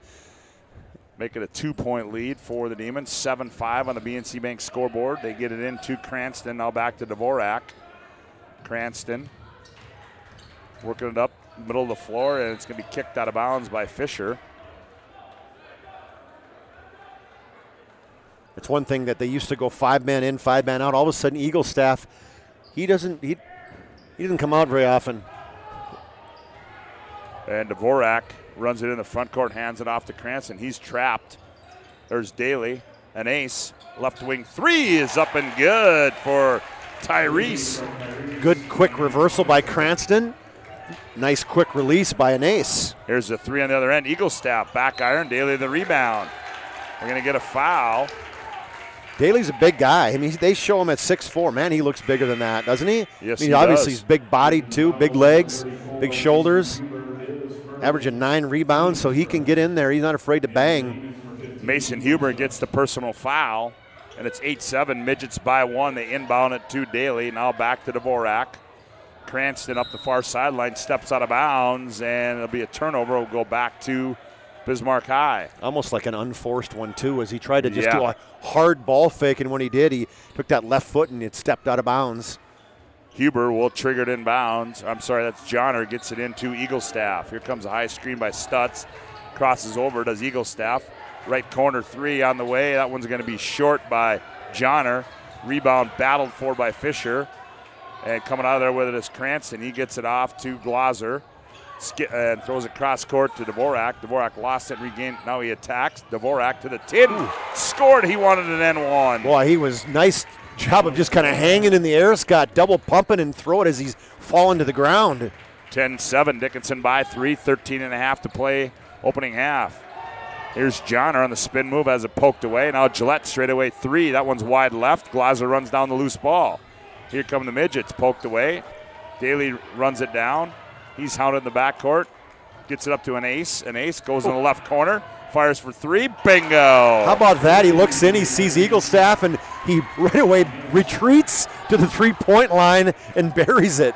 13-7. Turnover by the Demons. Here comes Dvorak in motion. He rattles one home. Kind of had the gooseneck after he dropped that 3 in. 16-7, and the Midgets are on a run here. 12:52 to go. Gillette, right corner 3. That one in and out. Rebound, and they're going to get a foul is going to go against Cole Johnner. Demons were leading 7-6. Little 10-0 run here by the Midgets. Coming in is Hendrickson, Kyler Scott, Andre Austin, Sims back in there, and also Preston Lamar in the ball game. They inbound it to Glaser. Glaser up the left side to Cranston, runs it in the front court. Cranston still on the move. Oh, nice pass to Daly. He couldn't hang on to it. Ball's loose. Comes down to Austin. Andre's going to run it in the front court. Hands off Sims. Sims in the paint. Nowhere to go. Now back out to Lamar. Lamar spin move, and going to be an offensive foul is going to go against Preston Lamar. I think what actually happened, Scott, is as Lamar was turning right, Dvorak kind of lost his balance, and the officials thought it was a push off with that right arm. That's why he was completely stunned. Tonight's game brought to you in part by the Tires Plus. When shopping for tires, shop Tires Plus. All brands under one roof with the guaranteed lowest prices and their service after the sale with the Tires Plus planners. Dvorak on the other end, in and out. You can't go wrong with Tires Plus. Visit them online at TiresPlusND.com. Back with it come the Demons. Sims has it. Scott crosses over, right elbow, step through move. Teardrop shot in the lane, no good. Rebounded Daly. Daly brings it down. He's hounded. Yeah. Isaac, you're 6'4". You don't bend over and cup the basketball when you bring it right down to the 5'7" guys or 5'8" guys. Keep it up, chin it, right? I was just gonna say, What the heck? I wanted you to come with the chin it. Well, I was coming. Glazer, here's Dvorak with it. Dvorak, middle of the floor. Daly now up the left side to Glazer. Glazer, an ace, left corner three, and that one's short. Rebound, Kyler Scott. And he throws it away. An ace, attacks. That one's short. Rebound, Sims. Here's Austin. Austin in the paint. Austin, that's going to be an offensive foul as Cranston set him up there. And here comes Eaglestaff off the bench. The freshman got one up by the senior on the defensive side. Cranston just got squared up their shoulders, and you got to learn to say, hey, pull up from 10 feet. It's okay to shoot a 10-foot jump shot. Now what do they got? Oh, was it a technical foul, Scott? Or what happened? Did they call a foul on Cranston? They changed things? Oh, they changed that? Ooh, ruh-roh. Okay, they got 23 for the foul up there. What am I missing? Oh, wow, okay. Well, 23 not even on the floor, so something's got to be. It's got to be Cranston's 22, right? So I guess I'm not sure what happened, but the nuts and bolts cheer I think is going to come out of the Dickinson side. I don't know what's going on. Nobody does. Yeah, there now it's going to go against Cranston. Yeah, that's accurate, and that's where Gloucester's going. Wait a minute. Hey, if you're going to call a bad foul, at least give it to a kid I know is not going to get in the basketball game. They still haven't changed it up on the board, but team's second team foul. So now Austin will go to the line. So that was a turn of events there. So one official, I don't know if they thought he was in the circle, you know what I mean? That might have been what one of the officials from the side who had a better view said, hey, wait a minute, it can't be an offensive charge because he was inside the arc? The restricted zone or whatever the heck you want to call it. And Austin gets them both. I'll tell you, tonight's game brought to you in part by Northern Plains Heating and Air. Northern Plains Heating and Air has over 25 years of experience as your heating and air experts. As a factory authorized dealer for AeroSeal, there's no other choice to seal your heating and air game other than Northern Plains Heating and Air. Find them online at northern-plains.com. I don't know where that one came from. So now Quinn Hafner came in, and Coach Williams saying, huh? Who was that? That was on Quinn Hafner. Well, they don't have it up there. Well, they just finally got Cranston up there. Slow down. Hey, Scotty. I mean, what number is Hafner? 40. Yeah, there he is. Okay, all right. Wow. Here we go now. An ace, fall-away jumper, no good. Rebound, Gillette. Back with it comes George. Gets it back, left corner threes, up and good as Gillette rings the bell. Got himself squared up, Scott. Wasn't moving. Good job passing it from the inside out by Cole Johnner. And they're going to say an ace was out of bounds as Gillette makes it a 4-point lead for the Midgets. 11:01 to play for the Midgets. 11:01 to play here in the opening half of play from Carlgard Gymnasium. So we're 7 minutes into the game, and the 30-point a game scorer, Trayson Eaglestaff, hasn't scored yet. Well, just right on cue, Chuck, as he buries a high left wing three. Sorry, Trayson, didn't mean to encourage you. If the Dickinson fans. 16-15, and they're going to get a traveling call against the Midgets. And here come the Demons. Yeah, the 10-0 run where they took a 16-7 lead, an 8-0 run right back at you for the Demons, all partly by the defense, forcing turnovers. 7 now for the Midgets. 10:42 to go in the opening half. 16-15 Eagle Staff. Quick return up the inbounds to Johnner. Layup and good. Tried to double team Eagle Staff in that left corner, and he just a quick two-handed push pass back to Cole Johnner for the layup. Here's a steal, and now the Midgets steal it back, and then they're going to get a foul from Stutz. It's like a football game going on right now.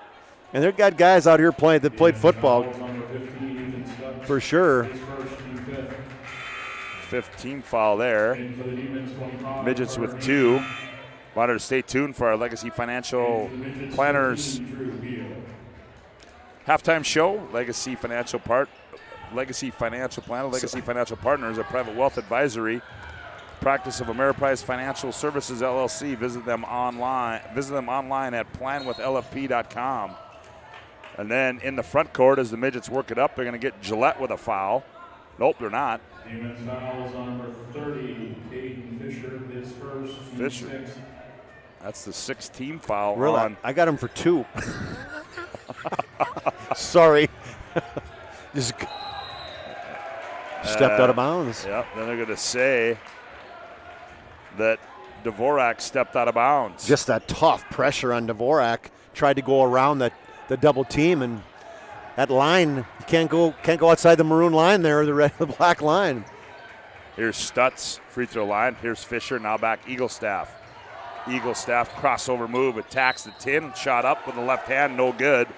But he's going to be fouled, and we'll shoot 2. We'll trace an Eagle Staff. They're going to get that one on Daly. His second personal foul on Daly. Interesting fact on Isaac Daly, Scott. Plays the trumpet and the guitar. How about that? Oh, there you go. Yeah. Eagle Staff, free throw up and good for Trayson. 18-16. That's a talent, right? Yeah, that's a talented young man there. 18-16, Demons by 2 on the BNC Bank scoreboard. And make it 3 as Trayson with 5 as he gets them both. 19-16. Cranston, now Dvorak with it. One bounce, now back to Cranston. Look middle of the floor, now Cranston runs up the far side. Goes down low, Glazer. Dvorak, right wing 3 on the way. Bingo. He was calling for that one all the way. He was wide open. Nobody on that right side of the floor. Good find from down below. We're tied at 19. Scott, right corner 3. That one rolls off. Here comes Dvorak. Dvorak quickly into the middle of the floor, between the legs. He's going to rise up, high arcing 3. Oh, he got another one right in the face of Trayson Eagle Staff. Guess what? He kind of looked over at him. I don't know if he did the holsters or what, but man, that was high arcing, man. That brought rain. Shot no good. Stutz takes it right away from the Midgets and goes up and scores it. Picked the pocket of Isaac Daly, who brought the basketball down to his waist again. Stutz with 6. Dvorak tells him to clear out. Here's Cranston, quick return. Glazer, shot fake, goes up against Eagle Staff, contested, and Eagle Staff comes out of there with it. Here come the Demons. Here's Fisher with it. Fisher. And they're going to get a blocking foul against Glazer. Yeah, Glazer a little out of control on that one, Scott. He was trying to draw the charge, but he had Fisher going away from him. 22-21, Dickinson by 1 on the BNC Bank scoreboard. 8:50 to go here in the opening half of play from Carl Gard Gymnasium. The inbound Eagle Staff. He turns, quick fire 3. Oh, boy, ring the bell, Trayson Eagle Staff. There is no place on the floor that Trayson Eagle Staff can't drop a 3 on. That was deep in the right corner. And that was a quick turnover there as well by Dickinson. 9th turnover for the Midgets. Here's Eagle Staff with it. Eagle Staff attacks, kicks left corner. Sims fires for 3. That one rolls off. Battle for the weak side, and it's taken out of there. Here's Dvorak wide open. Dvorak goes up and sends it home in a little baby flush there. Yeah, baby flush, not, hey, it's the dunk's a dunk, right? It's a dunk. 8:24 to go on the BNC Bank scoreboard. Demons 24, Midgets 24. Back after this, Hub International Insurance timeout on the floor. Every 10 minutes, 3 people in the United States will die from a preventable incident. More people are dying on our roadways and in their homes than ever before, but that's where the North Dakota Safety Council can help. Safety is our mission, from the workplace to any place. We're a private nonprofit that offers more than 150 training courses that are dynamic, hands-on, and effective. From CPR and first aid to driver safety and even workplace violence preparedness, we want to make sure your loved ones come home safe each night. Go to ndsc.org to see how together we can make a difference. Tied at 24, back to live action is Eaglestaff. Ooh, that one rims in and out off the window for Trayson, and the rebound comes down to the Midgets as they try to work it up the floor. Here's Dvorak in the front court. Dvorak attacks, nowhere to go. Now goes left corner. Glaser sets, fires for three. That one in and out. Sims the rebound. Sims is going to run up the floor. Crosses over, gets the left elbow, stops, nowhere to go. Now off to Hendrickson. Hendrickson's going to fire an 18-footer. Too strong. Dvorak the rebound. Dvorak off to Cranston. Now back to Dvorak. And here's a poke away by Eaglestaff. Eaglestaff goes baseline, drops it. Sims, layup good. Good find by Eaglestaff. He had Dvorak coming out on him, just kind of floated, looked inside, and there was Sims. 26-24. Glaser in the front court for Midgets. Reverses dribble, kicks right corner. Here's Cranston from the right wing, is up and good for three. Cranston, his three-point shooting is really getting better. 15 for 45 coming into this basketball game. He's got a couple of them already today. Drew Beal in the ball game now. Down low, Sims blocked away by Dvorak into the hands of Beal. Midgets came to play. Yeah, they did. Inside. They go to Eli Pavlicek. Shot by the mid goes up. Beal the board. The putback. Oh, he missed it.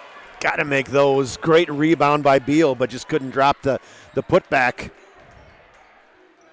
Here's Eaglestaff with it. Gillette, right corner three. Too strong.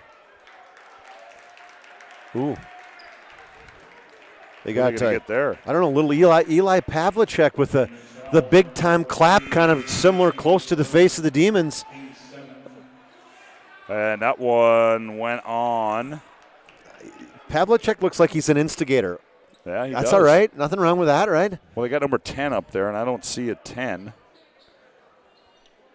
Well, it's the mystery man, Scott. Pavlicek will go and shoot a couple of free throws. Well, no, shoot probably a bonus. bonus. Yep, that's a 7th team foul.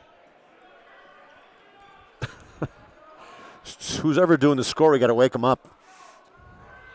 Free throws up and good by Eli. The quick push by the 6'2 junior. 28-26.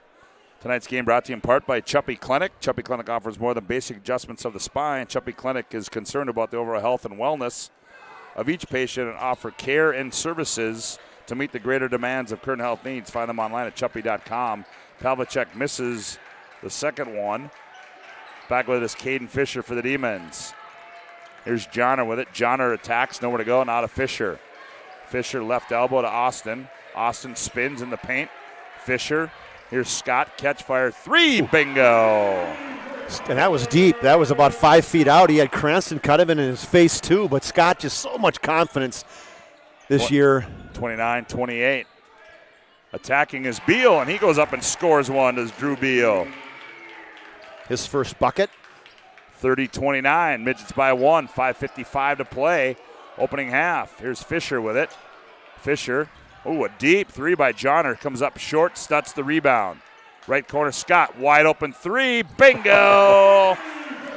Kyler Scott with a heat check. You got to give Fisher credit. He tracks that down, Scott, and he found the open look from Kyler Scott, who had just hit one. Left corner's Glaser. He's going to try to answer the bell, and he does. Damon Glaser with 5. Right back at you, Kyler, as Kyler Scott was guarding him. Quickly, now there's Johnner. He tried to dump it down low to Stutz, poked out of bounds by Pavlicek. Line change for the Demons. Eaglestaff, Huber, Hafner, Gillette, and Henke. Dvorak back in. Here comes Daly back in for the Midgets. BNC National Bank, financial solutions for your life and business. BNC National Bank. Here's Henke with it. Henke in the paint. Up off the window, too strong. Rebound to Beal. Reach-in foul is going to go against Hafner. Demons fouls on number 40, Quinn Hafner, his second. Boy, the leads back and forth. I got to count these when the next break, and that's probably about the 7th or 8th or 9th lead change in this first half. Both teams just going back and forth. So to the line goes Drew Beal for the Midgets, the 6-foot junior. You know, interesting, we did the Century game, and they got rolled 101-61, and this is not the same Dickinson team. They miss it, and they throw it up to Dvorak. Ooh, and he missed that violently. That was a little misdirected, trying to get it over the top of Eaglestaff. Gillette crosses over. Oh, nice pass down low, and the shot is blocked away by, nope, they're going to say it's a foul as Huber missed it. I was going to say, you don't call that one. That was clearly a foul as Glosser, although he's doing the army walk away, he didn't think he got him, but it looked to me like he kind of followed through and got on that left wrist. Huber wide open. The lefty took a little bit too long on that one. He allowed Glosser to come over. So Mason Huber awaits as Cranston comes to the table. He wants to come in. Said, hey, can I come in?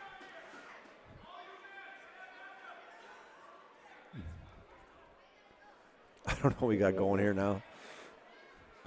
Blood, somebody, or towel? Yeah, towel. I don't know what's going on here. Somebody had to give up their towel. They're not happy. One of the guys, the 3 guys at the end of the bench, paper, rock, scissors. Who gets their towel? They're going to wipe the floor. Didn't see who lost.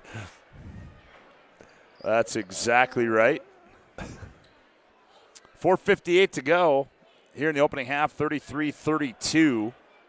Dickinson leads by 1 on the BNC Bank scoreboard. At the line is the left-hander, Mason Huber. Free throw on the way, up and good. Go. Now he can come in. Mason Huber's first point of the game. We are tied at 33. Now the Demons take the lead again at 34-33. Huber gets them both. An ace with it. Daly near side to Cranston. Cranston's going to attack. He leaned double clutch shot. Ooh. Almost had the end wall, and they're going to get George Gillette on the foul. Cranston, 4-year starter, all kinds of varsity experience, hung in the air, fallen down, drew the foul.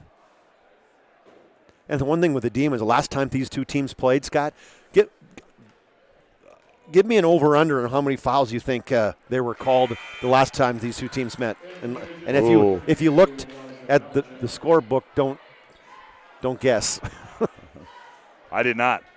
So throw one out there. 72? 62 fouls. Oof. That's a lot. As Cranston gets them both, he's got 8. Here's Gillette back with it. Dickinson by 1 at 35-34. Hafner attacks, rises up off the window, too strong. Rebound tied up. Gillette Cranston jump ball and possession arrow in favor of the Demons. Good hustle by George.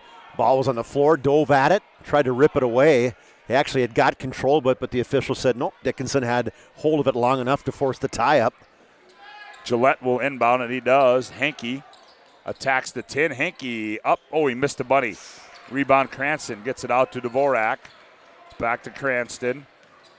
Now to Dvorak. They work it up the floor. Dvorak reverses his dribble, now brings it up. High right side. Cranston thought about it.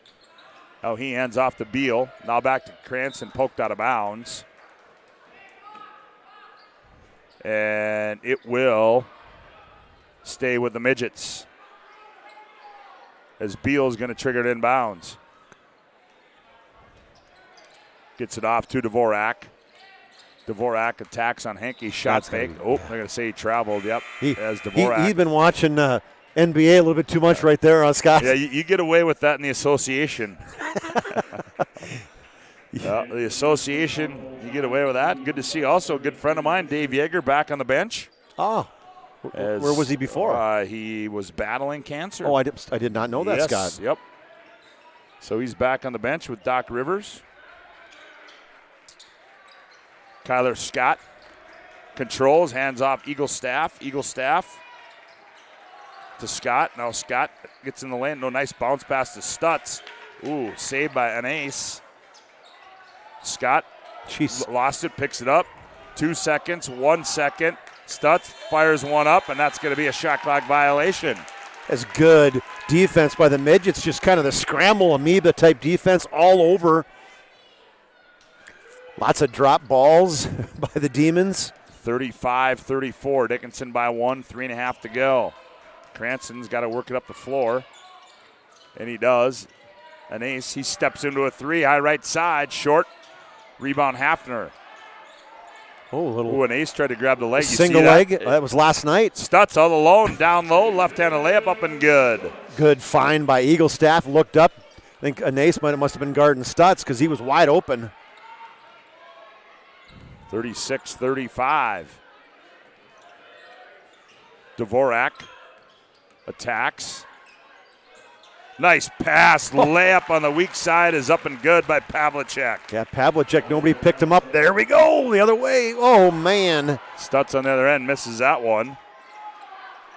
37-36. Dickinson by 1. Here's Pavlicek, an ace. Wide open, he's going to fire for 3, in and out. Rebound Scott, and they're going to get Beal with the foul. Good hustle by Beal. Tried to come from down below, tap it away from Kyler Scott. Just the 6th team foul on the Midgets, so no bonus yet. Here comes a line change for Lamar comes in, Gillette comes in, Austin comes in, Sims comes in. Eagle staff will stay on the floor with 2.5 to play in the opening half. Dickinson leading by 1 at 37-36. Now they come out and double.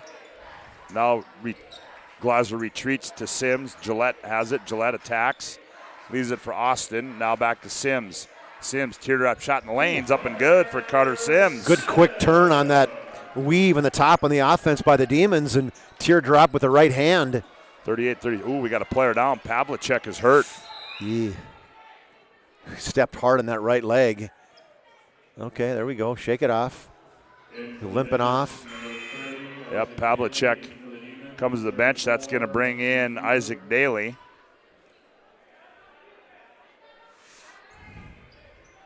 .201 to go. Opening half of play, 38-37.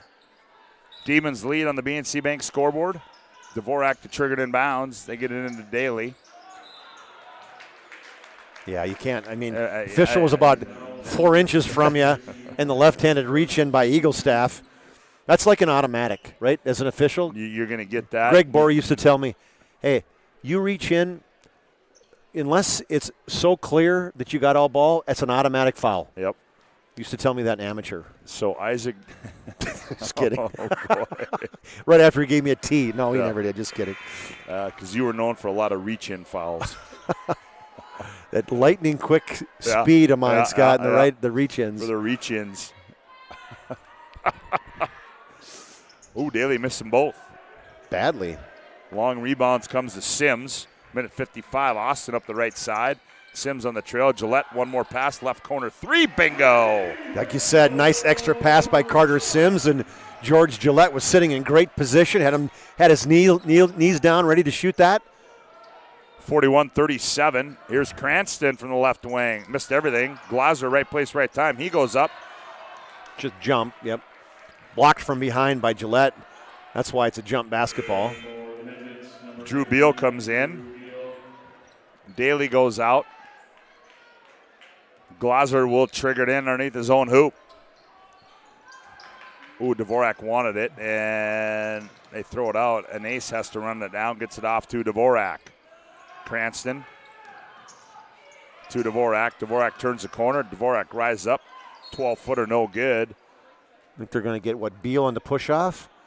Or are they going to get Austin? I think they're going to get Beal pushing off Austin as Austin was trying to box out Beal underneath Scott. And then 2 hands on the back of Austin kind of displaced him, and Fischel was right there.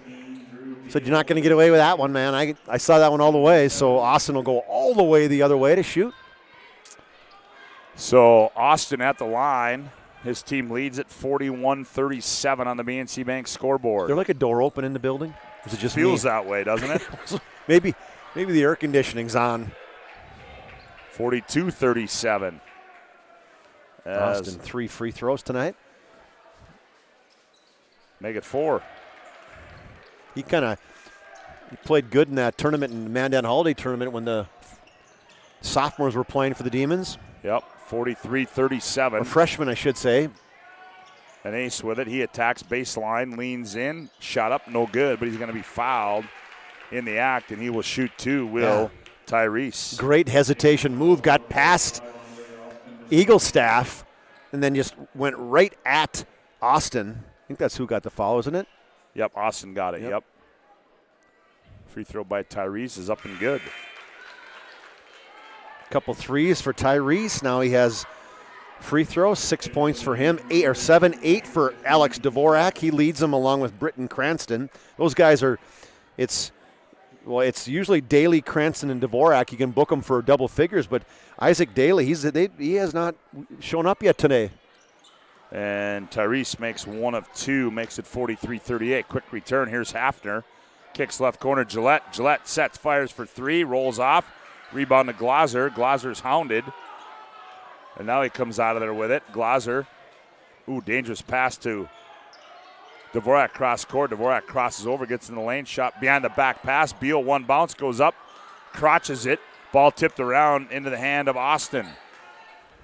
42 seconds. Here comes Andre. He loses it. Poked away. Here's Dvorak on the other end. Dvorak goes up, lays in. No, they're going to say he traveled. Yeah, I took an extra step as he looked over at Eaglestaff trailing the play, and I think he was trying to get his steps down, Scott, to see if he could dunk it. Yeah. Coach Glass was going to, no, I thought he was going to bring him out, but nope, he just high-fived an ace. Remember that one? That's a big play. Yeah, it is. You just try to extra dribble and throw a layup in. Instead, you try to thinking you're going to dunk it. Here's a steal. Glazer. Yep, and there's a reach in by Fisher. Yeah. And then it's kind of the hands up, the hands in the air. Yep. What did I do? What do you mean? What'd you do? You reached in from behind, and like you said, Chuck, 9 times out of 10, 9.5 times out of 10, you're going to get called for it. This first half kind of stalled in these last minute. They kind of things picked up about the last 4 or 5 minutes, and there's like, whoop. The air brakes came on.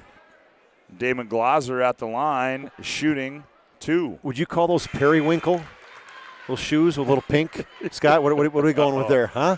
Boy, I don't know. Is it mauve? How about that no, one, I don't huh? think mauve. I don't think so. I think mauve's more along the salmon mauve, isn't it? That's kind of that period. And Glazer gets 2 of them. Good first half for Damon Glazer. He's already hit his average. Yep, Glazer. 7. Makes it 43-40. Shot clock goes off. See if the Demons play for 1. Scott controls, hands off to Fisher. You think they can hold the basketball for 17 seconds? I don't know. It looks like they're going to try to. Okay. Here's Gillette. Puts it in motion. Hands off to Eaglestaff. Eaglestaff. Wide open down low. Fisher gathers it, goes up, misses it. Tipped around. Stutz. Ball's loose. And the Midgets, a good defensive stop to end the opening half of play here from Carl Gard Gymnasium on the BNC Bank scoreboard at the break. Bismarck High 43, Dickinson 40. We'll be back with our Legacy Financial Planners halftime show after this timeout. You're listening to West Region Basketball on the PSP Network. You have built an amazing life by working hard and doing your job well. Delivering financial advice is what we do well. At Ameriprise Financial, our job is to use our skills, experience, and research to help you become more successful in today's economy. What we want you to walk away from each encounter with is satisfaction in knowing that together, we've done what we can to help you work toward a better future.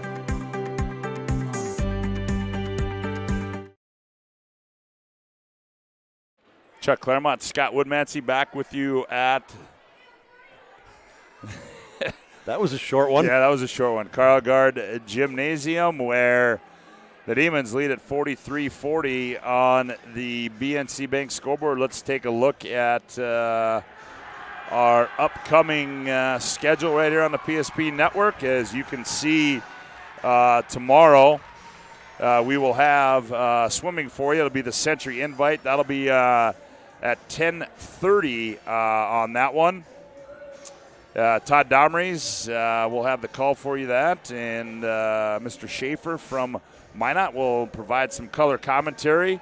And then tomorrow afternoon up in the Magic City, it'll be a big one. It'll be Century in town to take on the Minot Midgets. And then tomorrow morning overtime with Scott Woodmansey, that will be postponed tomorrow as we will have the coverage of the Century Invite. We're at halftime. Demons lead it at half as our Legacy Financial Planners halftime show rolls on with more after this timeout on the PSP Network.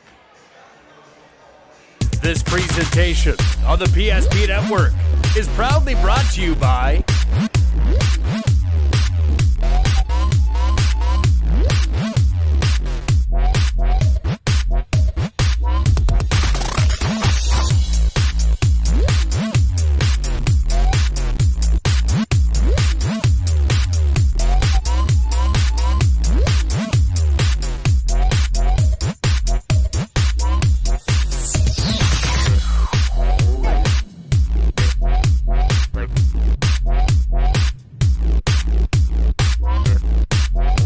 sure to like and follow the PSP Network on all social media platforms. PSP Network, it's game day. If your eyes could talk, they'd tell you life is better with LASIK. No more reaching for your glasses. No more dry eye from overwearing your contact lenses.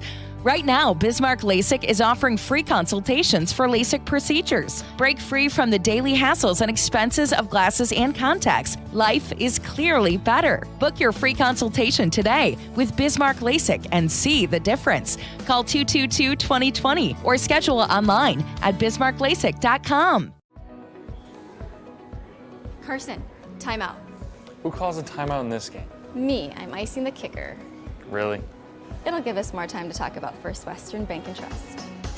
Like our convenient online banking. Along with smart trust service options.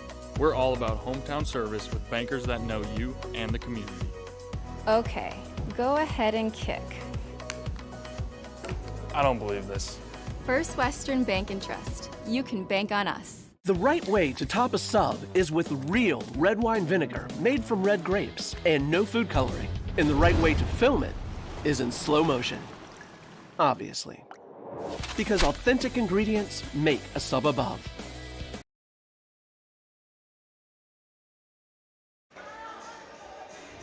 Welcome back to CrowGuard Gymnasium. Scott Woodmansey, Chuck Claremont with you. We're at halftime where the Demons lead the Dickinson Midgets 43-40. And Chuck, quite an interesting first half. What do we got here?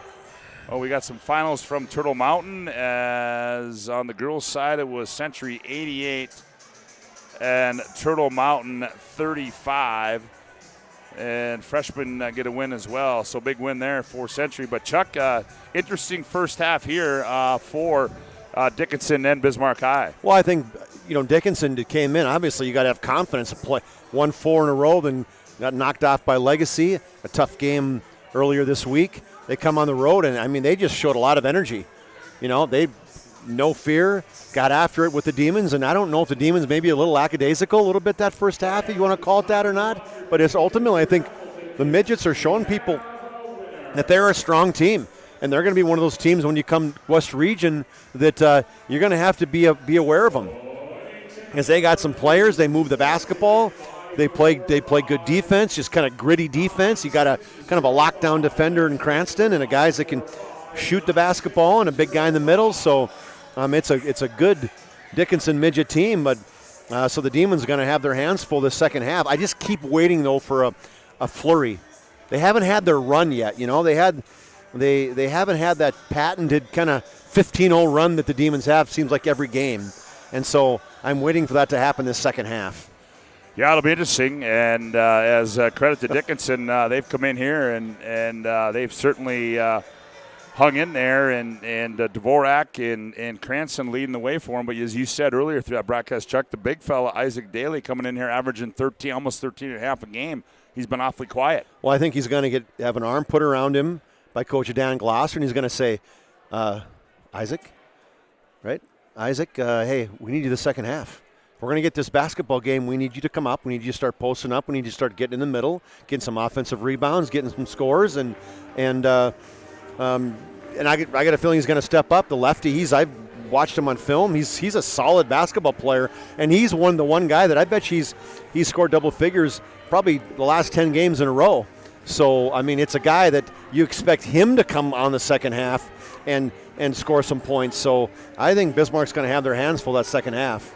Yeah, it should be an exciting one. 43-40, Demons lead it as our Legacy Financial Planners halftime show rolls on with more. We come back. Chuck will have a look at the first half numbers. Demons lead it 43-40 at the break. Back with more on the PSP Network after this timeout.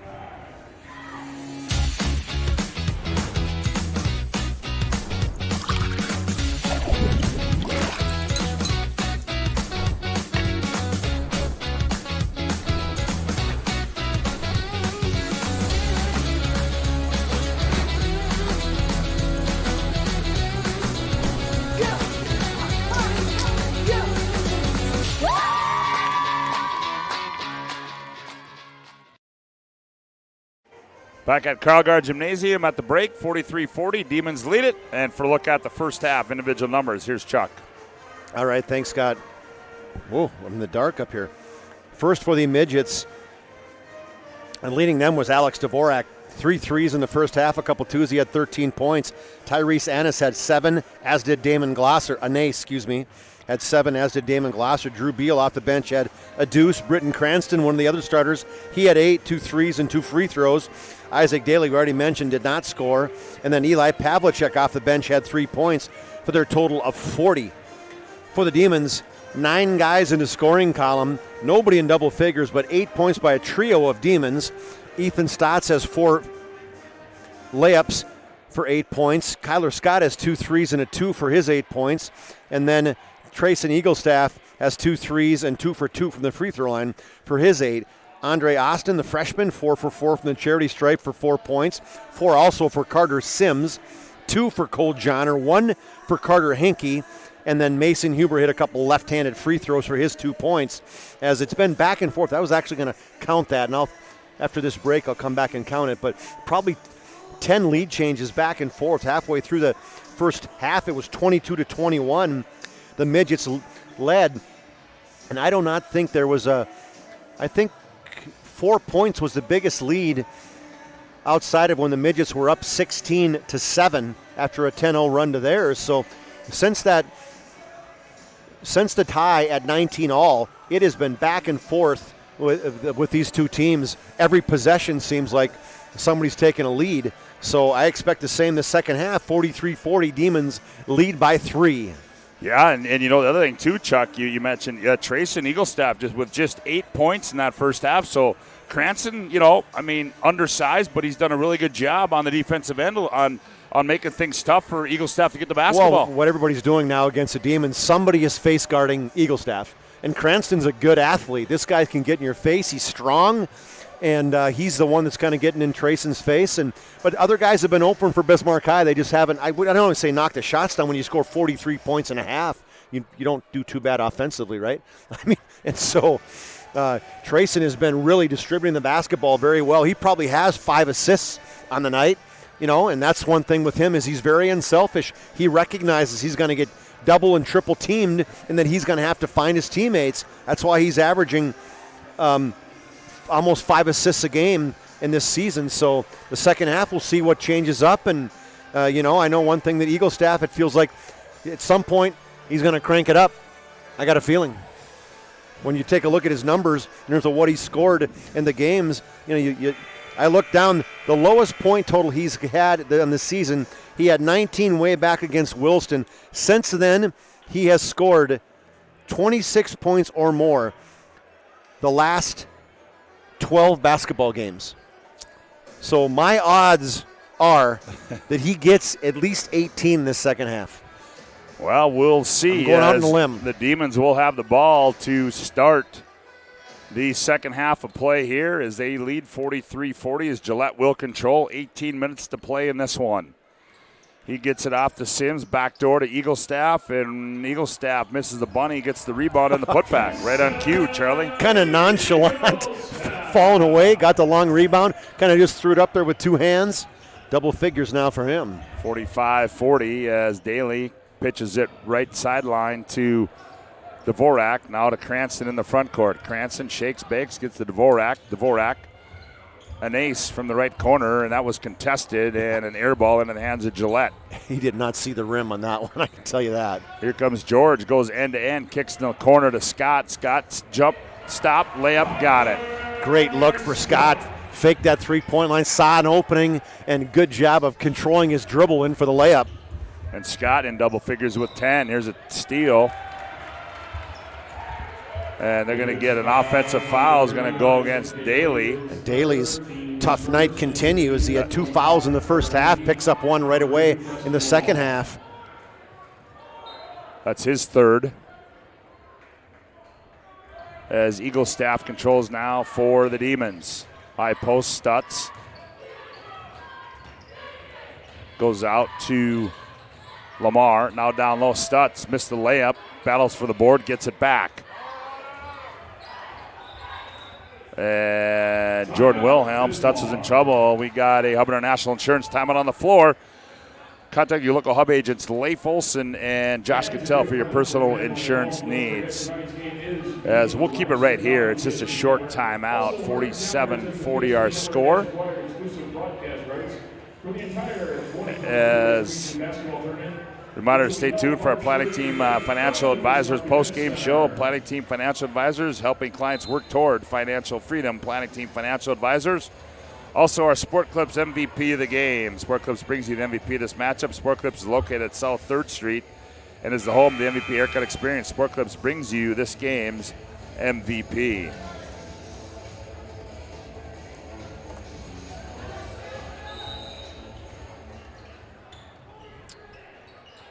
They throw it in to Scott. Here's Eaglestaff off a screen. Eaglestaff fires. That one short. Rebound Dvorak, kind of poked away by Scott. Stutz on the ground. Jump ball, and I think the Demons thought they were going to get a timeout. It's going to go to Dickinson. Don't they usually have like the two-sided clock? Or maybe just because we're normally sitting the other side, we can't see what the possession arrow is. Oh. Here's Cranston. Works it in the front court. Cranston, dribbles right through traffic to the 10 and scored it. Nifty move by Britton Cranston. Relentless, weaving his way through traffic. 47-42, Cranston with 10. Eaglestaff pitches to Lamar. Left wing threes up and good for Preston Lamar. Lamar didn't hear anything of him the first half. I don't know if maybe Lamar is playing a couple halves of JV potentially. And here's a steal. Here comes Scott leading the charge. Ooh, is that going to be on Daly? No. Is it? Yep. Wow. His fourth, team's second. Fourth personal on Daly, so he's going to have to go out. And here comes Drew Beal into the ball game. Not the game that Drew Daly was thinking about as he was driving from Dickinson in the bus today. Yep, as Daly's got to sit down at about the 16-minute mark. Here's Eaglestaff. Throws an errant pass into the hands of Dvorak. Dvorak being hounded as he works up the floor. Nice pass, Glazer layup, got it. It's a bad pass, started that by Dvorak or by Eaglestaff. Usually he's not making that. That's just a foolish left-handed kind of weak pass. 50-44, Fisher. Here's Gillette. Gillette has to save it, and they're going to say he was out of bounds, and then it'll go back to Dickinson. Tonight's game brought to you in part by the Medicine Shop. They're proud to support local athletics. The Medicine Shop offers free delivery, and you can get your flu shot at the Medicine Shop. Here's Dvorak. Right corner to Glazer, and then down low to Beal, and Beal throws it away into the hands of Fisher. Here comes Eaglestaff.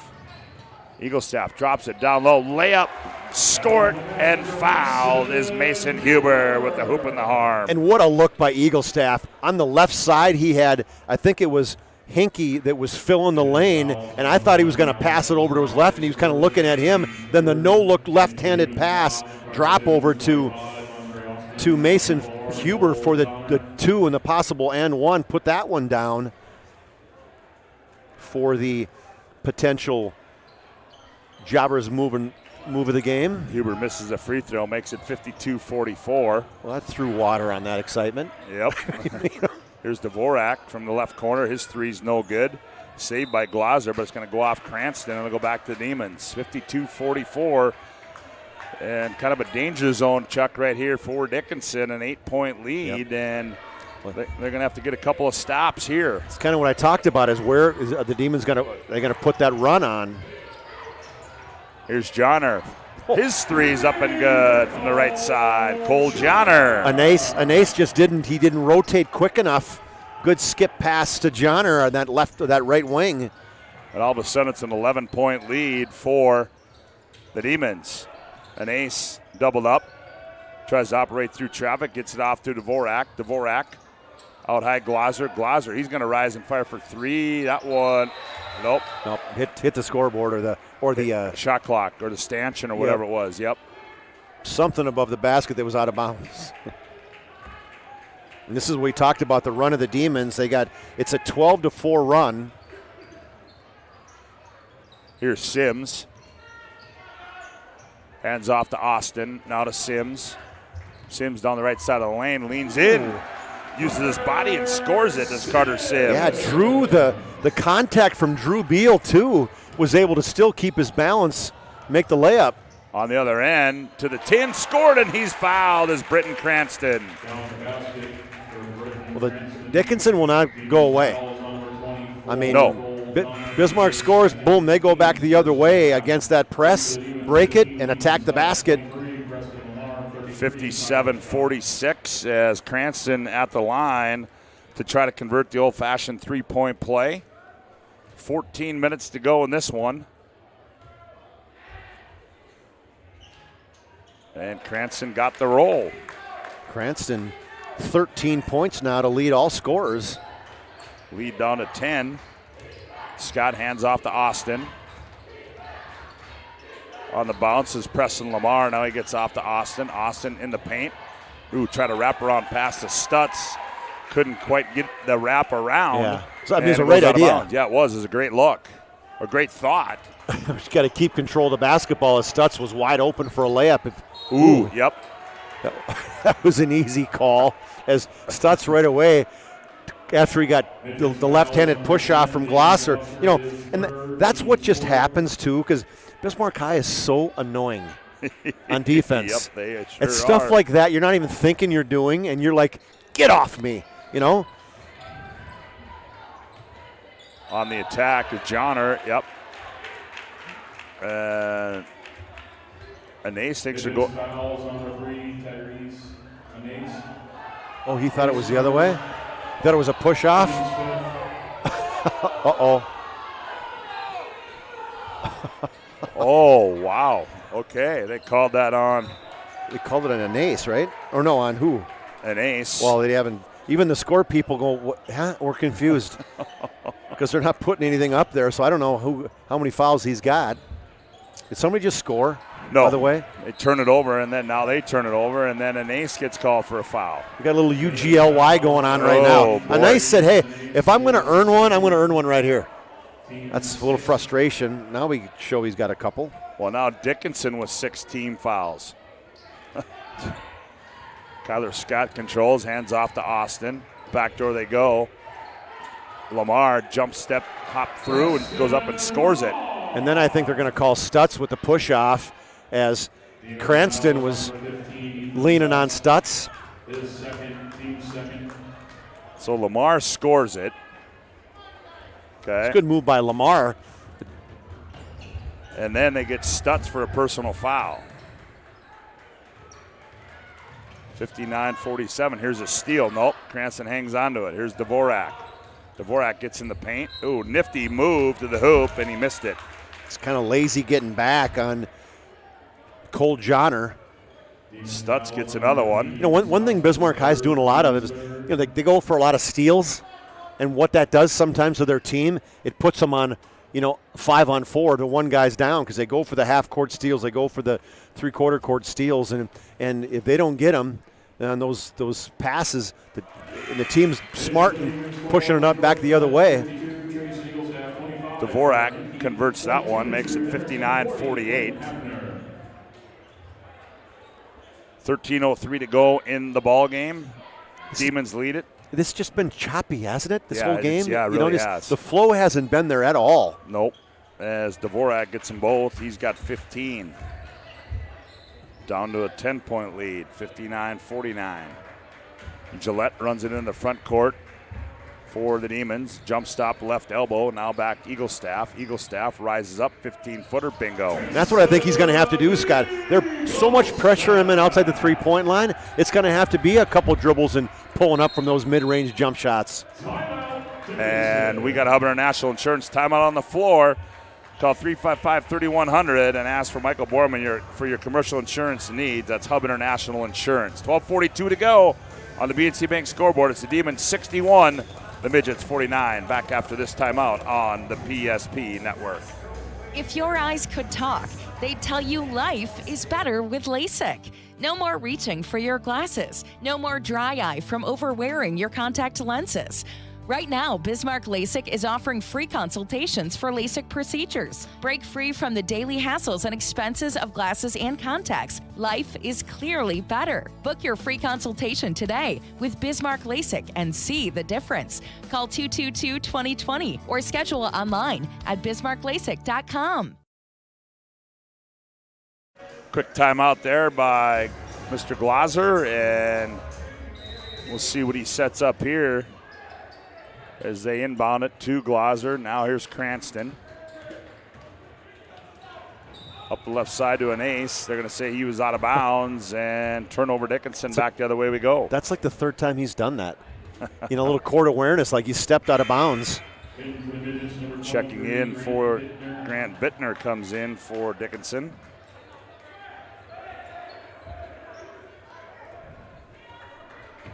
As Eaglestaff controls out by the timeline, runs off a couple screens, rises up from the left wing. That one too strong. Hendrickson the rebound. Back out to Eaglestaff. Now Eaglestaff left corner. Hafner's going to fire for three, and he got it. He just attracts so much attention when he dribbles the basketball and gets inside the three-point line. Somebody, a lot of times, is wide open. 64-49, and just like that, they're going to get a foul on Quinn Hafner. His third, team's fourth. It seems like we've already played 18 minutes in this second half. It's just been a long one. 64-49. Here's Glaser. Bittner on the left baseline. Nowhere to go. Now he gets it off to Beal. Dvorak, jab step, shot fake, leaning in, shot up and good for Alex Dvorak. Well, he's nifty. This junior, I mean, this kid's got it all the moves. 61-51 Hafner, same place, different result, too strong. Gillette tips it out, and it goes out of bounds. It'll go to Dickinson High. Dvorak, 17 points now. You can see why he's the second leading scorer in the West region, right behind Trayson Eaglestaff. So he's out-dueling Trayson right now tonight. Yes, he is. 64-51. Demons by 13. Here's Dvorak. Dvorak's doubled up. Now to Cranston. Nice nifty pass. Glaser left corner three on the way. Rolls off. Weak side rebound kept alive by Beal, and it's going to be out of bounds. It'll go back to the Demons. Tonight's game brought to you in part by Tires Plus. When shopping for tires, shop Tires Plus. All brands under one roof with guaranteed lowest prices and the service after the sale with the Tires Plus plan. You can't go wrong with Tires Plus. Visit them online at TiresPlusND.com. 64-51. Here's Sims. He's left wide open from the left wing, and he buries a three. Squared up, got the target set, got the laces set, and buried it. Had a sip of Gatorade. Yep. Cranston up the left side. He attacks baseline and out to Glaser. One more pass. Dvorak. Dvorak, quick move to the left baseline, up and scored it. Just smooth, too, you know that? Just kind of a lazy fake and just an explodes to the baseline. And we've got Hubbard National Insurance timeout on the floor. Hubbard National Insurance located at 4204 Boulder Ridge in Northwest Bismarck on the BNC Bank scoreboard. 10:54 to go. Bismarck High 67, Dickinson 53. Back with more on the PSP Network after this timeout. You remember where this goes? I don't know. Are you sure it was a clicking and not a zzz, zzz? I think your quash leader valve's stuck. Do you even have insurance? If we soak it, it should be good. No matter how much you know or don't know about your vehicle, trust the experts at Tires Plus. Real answers from real mechanics. Purchase 4 eligible Firestone tires and receive up to $120 in a prepaid Visa gift card. Thinking service? Think Tires Plus. A reminder, after the game, we will have our Jobbers Moving and Storage move of the game. Jobbers Moving and Storage, they focus on the details of the process without ever losing sight of the big picture. Their efficient step-by-step approach to move management keeps everyone on the same page.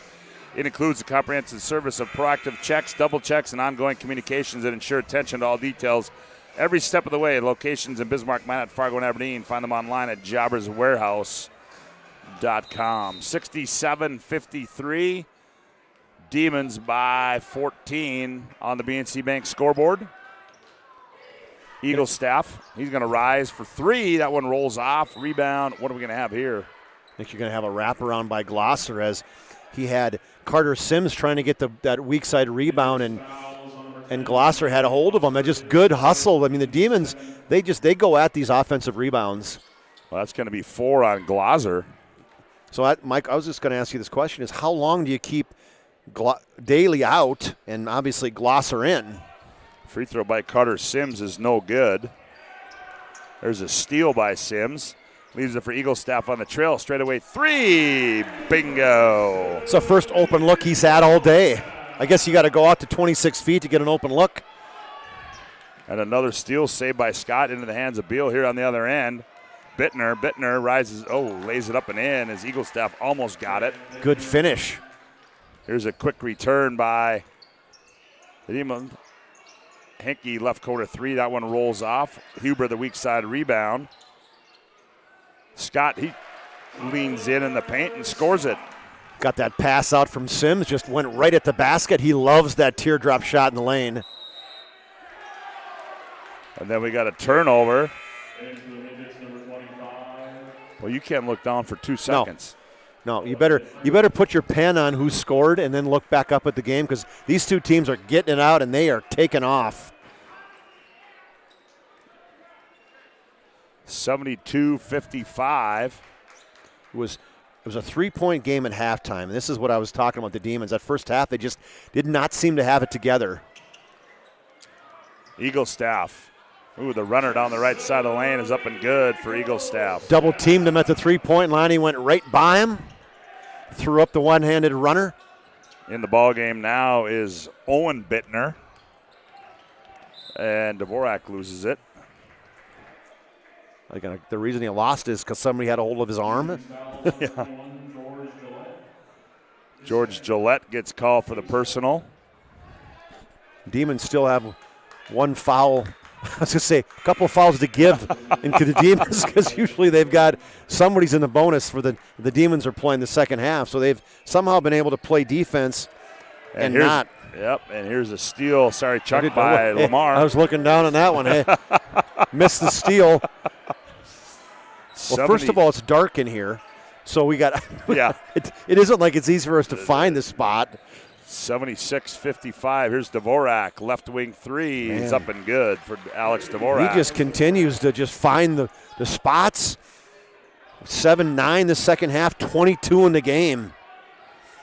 76-58. Eagle staff wants a screen. Stutz comes out and gives him one. He goes right off of it. He attacks, leans in. Shot no good. Rebound, put back no good, but he's going to be fouled. Guess who? Yep.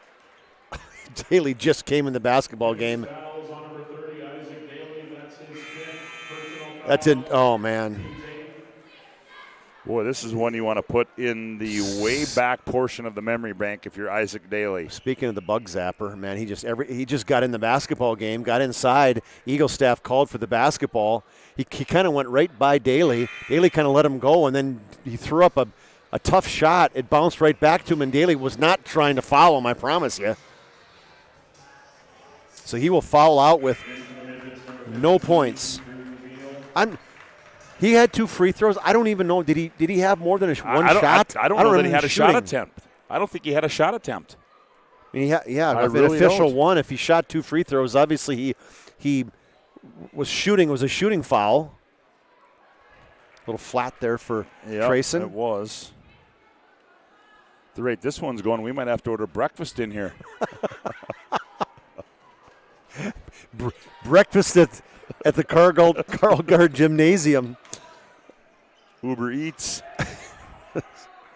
18 points now for Eagle Staff. 77-58. Here's Cranston. Cranston working it up. He's hounded there. Now gets in the front court to Grant Bittner. He goes baseline out to Dvorak. Dvorak attacks, leans in. Nope. Then they're going to say.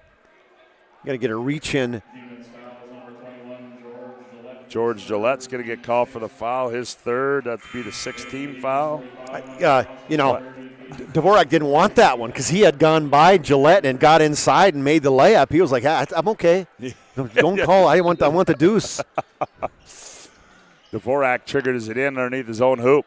They get it into Beal. Now back to Dvorak.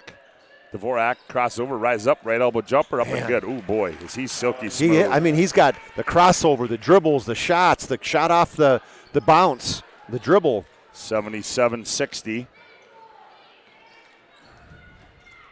Scott, now they go in the corner to Fisher. Fisher, here's Hafner with it.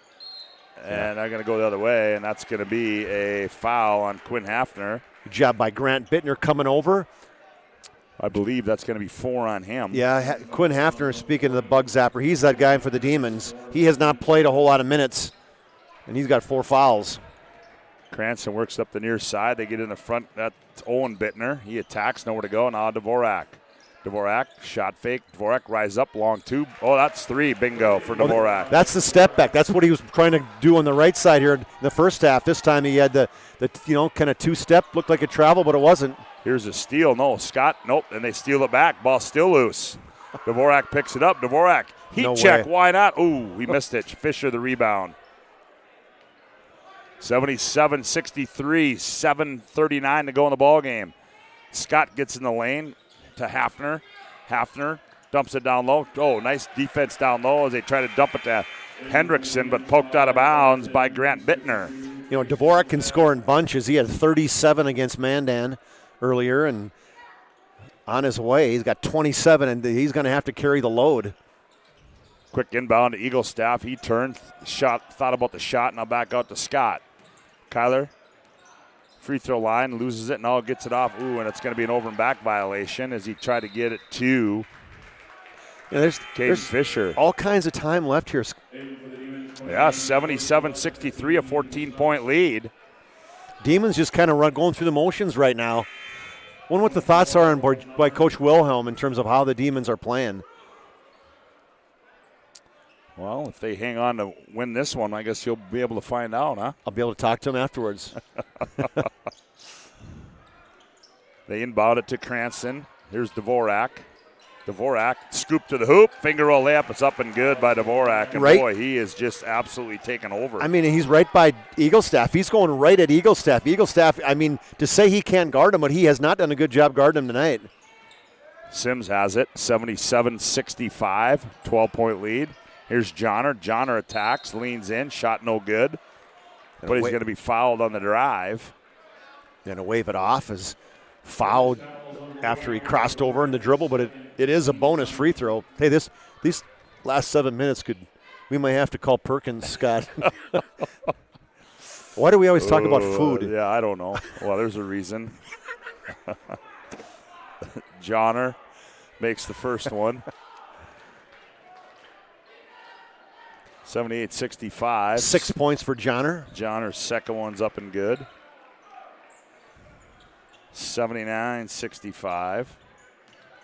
Well, both teams in the bonus the rest of the way out. Mm-hmm. Dvorak on the bounce. He's hounded. Now they found down low Beal. Beal nowhere to go.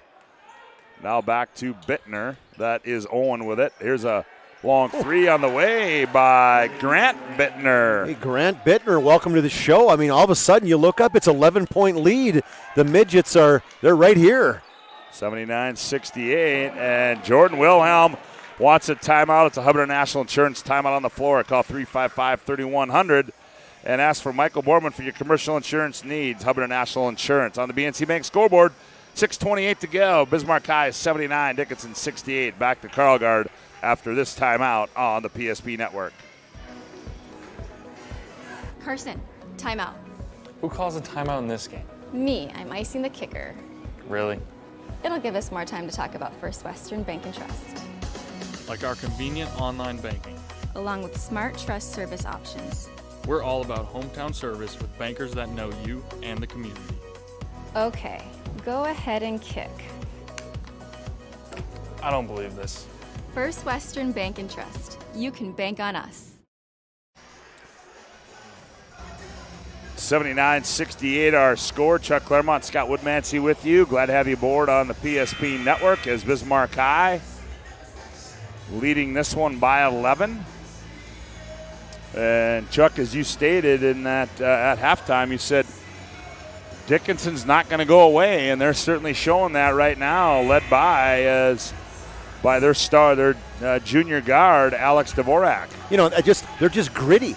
You know, they're just a team that just gets after it between Dvorak and Glosser and Cranston. And clearly it's Dvorak and Cranston. Those are the two guys that are kind of leading the way. But Glosser, he gets in your face. An ace, obviously, he's got a good game on him. But the Bittners, man, they're playing well off the bench. Yeah, and right now Owen Bittner gets the task of going mano-a-mano with Trayson Eaglestaff. And the sophomore, Eaglestaff. So a quick inbound to him. He goes baseline. Now he tries to find Sims, throws it away into the hands of Grant Bittner. Fortunately, I got a feeling Eaglestaff has about 6 or 7 turnovers tonight, Scott. Dvorak gets a high screen, doesn't use it. Hesitation move. Now he goes in the corner to Owen Bittner. Now back to Dvorak. He's doubled up to Beal. Beal, ooh, boy, double dribble by I don't know if he was going to shoot that or if he was going to the jump pass. Whatever it was, it didn't work. 5:58 to play. 79-68. And the crowd has not been in it at all either. So you talk about, just been nowhere. The Demons haven't given him anything. The runs haven't been there. Sims controls, looks back door, nothing there. Here's Stutz down the right side of the lane, leans in, rolls off. Rebound to Grant Bittner. Gets it to Cranston in the front court to Owen Bittner. He's triple teamed, and he dropped past to Beal, and Beal goes up and scores it. Well, Grant Bittner got triple teamed, and nobody looked to say, hey, Drew Beal sneaked in behind him. 79-70, Eaglestaff in the paint. Sims right wing. Now he gets it off to Johnner. Johnner crosses over, attacks, leans in, nowhere to go. Now he leans in, good defense there. And the rebound down to Beal. Dvorak to Cranston. Here come the Midgets. Cranston in the front court. Cranston. Here's a three from the left wing. A bingo! Owen Bittner buries one from the left wing, and it's down to 6. I keep waiting for Eaglestaff to post up. And then they're going to get a blocking foul. You know, I mean, they're face guarding him outside. Get him on the block. Clear out a side. Obviously that worked too. Get him the basketball and he just dribbled it by everybody. But Owen Bittner gets called for the foul, and Eaglestaff goes on the line, shoots a free throw.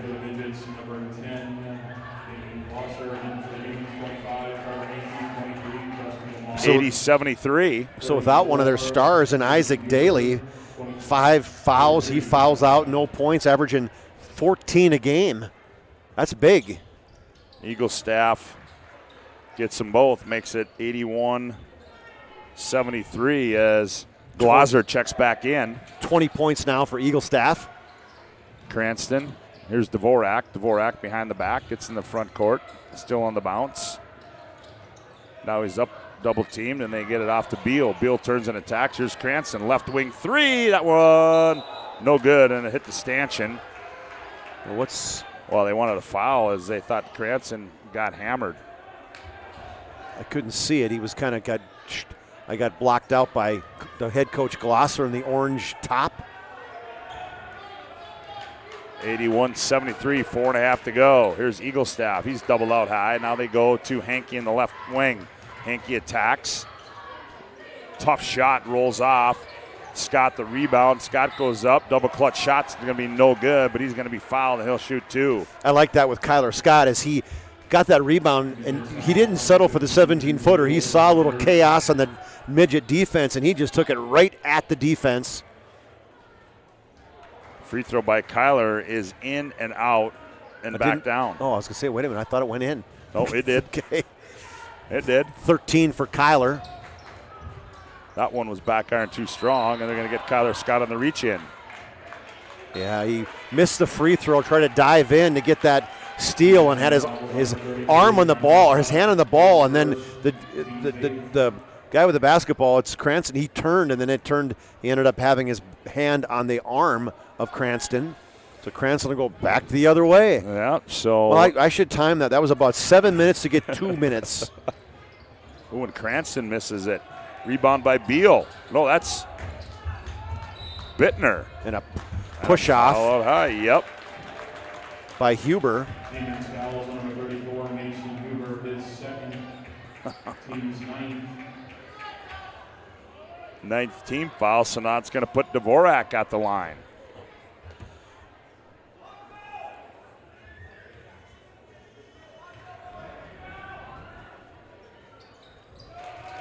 Free throw up and good. I don't think that even hit the rim. No, for Dvorak. So interesting.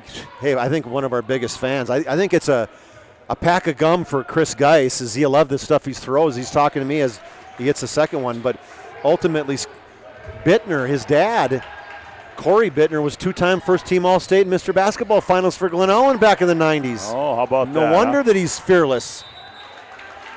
And 2 free throws were made, and then we had a missed shot, and then it's tied up, 82-75.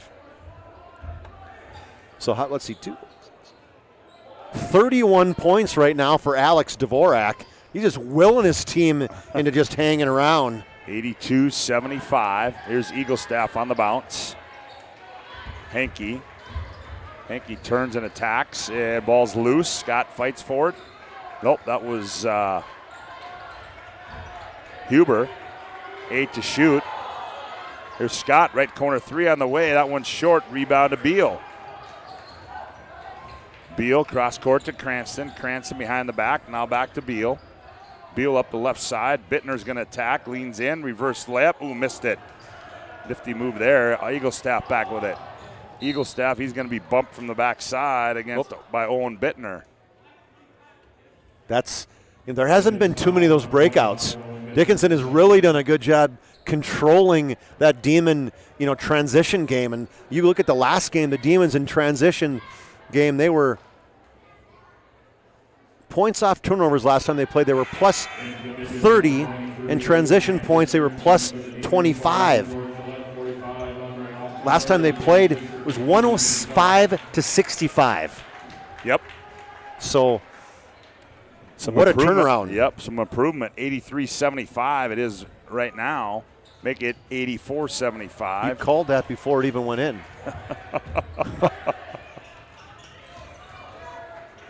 Lead pass in the front court up to Grant Bittner. He corrals it. Cranston, here's Dvorak. He wants it. Dvorak from deep. That one no good. Beal, the rebound, and Fisher poked it out of bounds. Fisher didn't box out Beal. Speaking of another guy coming in playing a good game, just scored 4 points, Drew Beal. But, man, as he's came in, played a lot of minutes because Isaac Daly's fouled out. He has played a good quality basketball game today. Yes, he has, and it's Beal has it. Here's Glaser, left corner 3. Ooh, he missed everything. Yeah. Well, he hit the side of the backboard. Is that what it was? It was. Okay. I was wondering why the violent return. Gillette right down Broadway with the window, and he scores it, does George Gillette. Double pump by Gillette, too. 86-75. Nifty pass by Cranston as you roll it to him. Here's a steal. Eaglestaff, look out. Eaglestaff, send her home, young man. Trace it, Eaglestaff with a one-handed rip. Been waiting for that one all day. He's missed a couple opportunities for steals, and that one he took advantage of. 88-75. Glaser on the baseline, skips it left corner 3 on the way by Bittner. That one comes off. That was up by Grant Bittner. Here come the Demons. Gillette in transition. Eaglestaff to trail. Ooh. That was that looked like an all ball. Coach Glosser's walking out, wants some more conversation. He said, nope. And guess what? It's 3 free throws. Eagle staff's kind of going, hey, he got me. I know. He got me. He got me right here. Free throw by Trayson's up and good. Been making a living at the free throw line today. 89-75. About ready to shoot his 10th free throw. He's made 9 of them. I guess he gets an extra one, too. I forgot about that. 90-75. Now the lead back to 15. I thought that was pretty good defensive play there by Cranston. Well, we're on the Dickinson side for the most part. Dickinson, actually, you know what? They traveled pretty well. Pretty good group of Midgets fans here. 90-75. Stutz got away with a bump. Glosser let the official know about it. Here's Dvorak, left wing 3, no good. Gillette up for the rebound and gets it off to Johnner. 1:55 to play. Guess how many points Eagle staff has? 28. 26. Well, you were right. Here's Sims. I don't think he's done. Well, we'll find out here. He has it. He turns, attacks, rises up, long 2.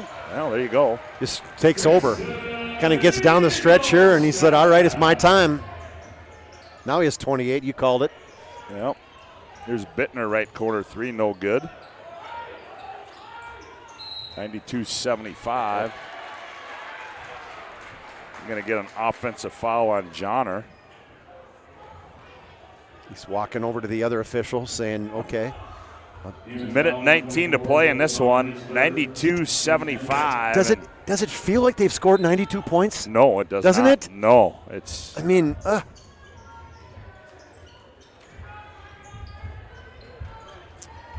Oh, there's a long 3 by Glosser. Oh, and he buried it. Glosser from the North Walmart. That was at the 28-foot slash. 92-78. It's a Hubbard National Insurance timeout. We'll keep it right here as we've got our planning team financial advisors post-game show coming up. Whether you're looking for a full-service financial plan or planning for farm or business succession, Planning Team Financial Advisors is here to help you work toward achieving your financial goals. Visit us online at planningteam.com. There we'll pick our Sport Clips MVP of the game. Sport Clips brings you this MVP of the matchup tonight. Sport Clips is located at South 3rd Street and is the home to the MVP Haircut Experience. Sport Clips brings you this game's MVP and also our Jobbers Moving and Storage Move of the Game. Tonight's Move of the Game is sponsored by Jobbers Moving and Storage. Jobbers can help you move across town or across the country. Locations in Bismarck, Bennett, Fargo, and Aberdeen. Find them online at jobberswarehouse.com. And also tonight's game brought to you in part by Northern Plains Heating and Air. Northern Plains Heating and Air has over 25 years of experience as your heating and air experts. As the factory authorized dealer for AeroSeal, there's no other choice to seal your heating and air game other than Northern Plains Heating and Air. Find them online at northern-plains.com.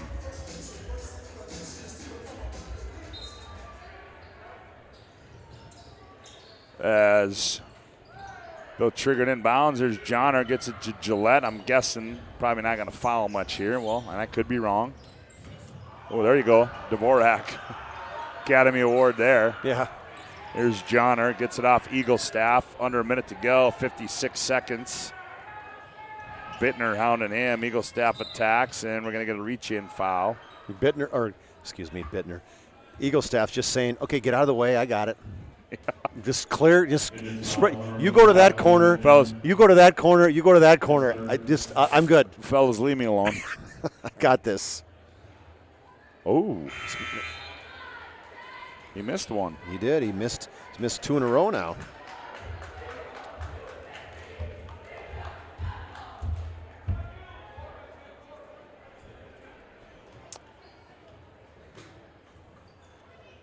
He will have another one, and that one's in and out. Missed them both. 3 in a row now.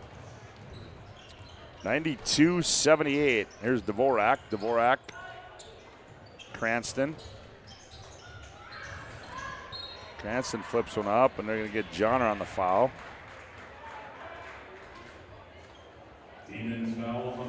Third foul Lots there. of guys to talk to tonight, Scotty. Last time I missed the game, you and Nick did. Who'd you get after that game? You're asking me what happened over about a week and a couple days ago. I am. You want? Yeah. You're saying Yeah. No. Sorry, your memory isn't there. It was a Minot kid. It was. Oh, that's right. Minot won. Duh. Yeah, He's Minot. only been interviewed like 7 times this year. Oh, that's all right. Well, Cranston gets them both. 92-80. Johnner, I'm not so Still sure fouling. Glosser needed that. And Glosser's going to fall out of the game there. That's his 5th. He'll fall out with 12.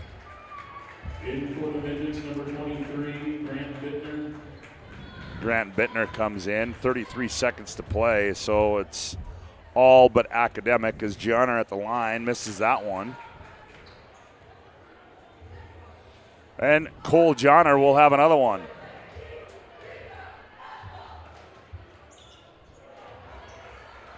Cole gets that one, gets one of 2, makes it 93-80. Dvorak in the lane missed it. Rebound to Gillette. She's And quit Cranston, fouling, right? Yeah. And Cranston fouls there. I'm not sure why. Number 22, Brenton Cranston, his 3rd. I mean, I don't know, 20 seconds. I guess you can get 13 points in 20 seconds. It didn't just happen earlier this year. I suppose I'm probably standing right in the way of the camera, too. How about that? Got to stand up. So I got to walk down. Boy, they have missed. All of a sudden, somebody put a lid on the Demons' free throws. Yes, George Gillette misses that one. That's what, I guess Johnner hit a second one. And Gillette gets that one. 94-80. Cranston in the lane, goes up and scores it, make it. Brenton Cranston, And we Dickinson. take a timeout. I'm not so sure why but we do. It's a Hub International Insurance timeout, 94-82. 13.6 seconds left to play. We'll keep it right here. As a reminder, our Planning Team Financial Advisors post-game show coming up as Chuck Claremont is going to make his way down to the playing floor. Again, coming up tomorrow, we will have Century Invite tomorrow. Todd Domrys will have the call for you on that one. And then also it will be Century and Minot Girls Basketball up in the Magic City tomorrow afternoon.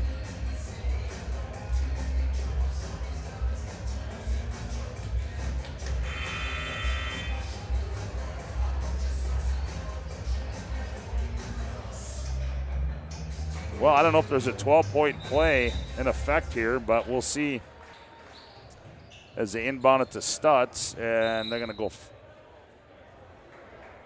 go foul right away with 11.7 seconds left. Midgets fouls number 15, Drew Beal, his 4th. Drew Beal picks up his 4th.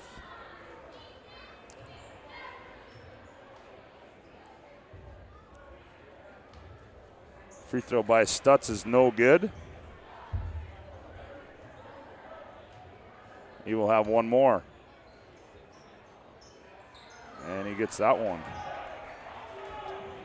95-82. Dvorak misses that one, and they're just going to let the clock wind down.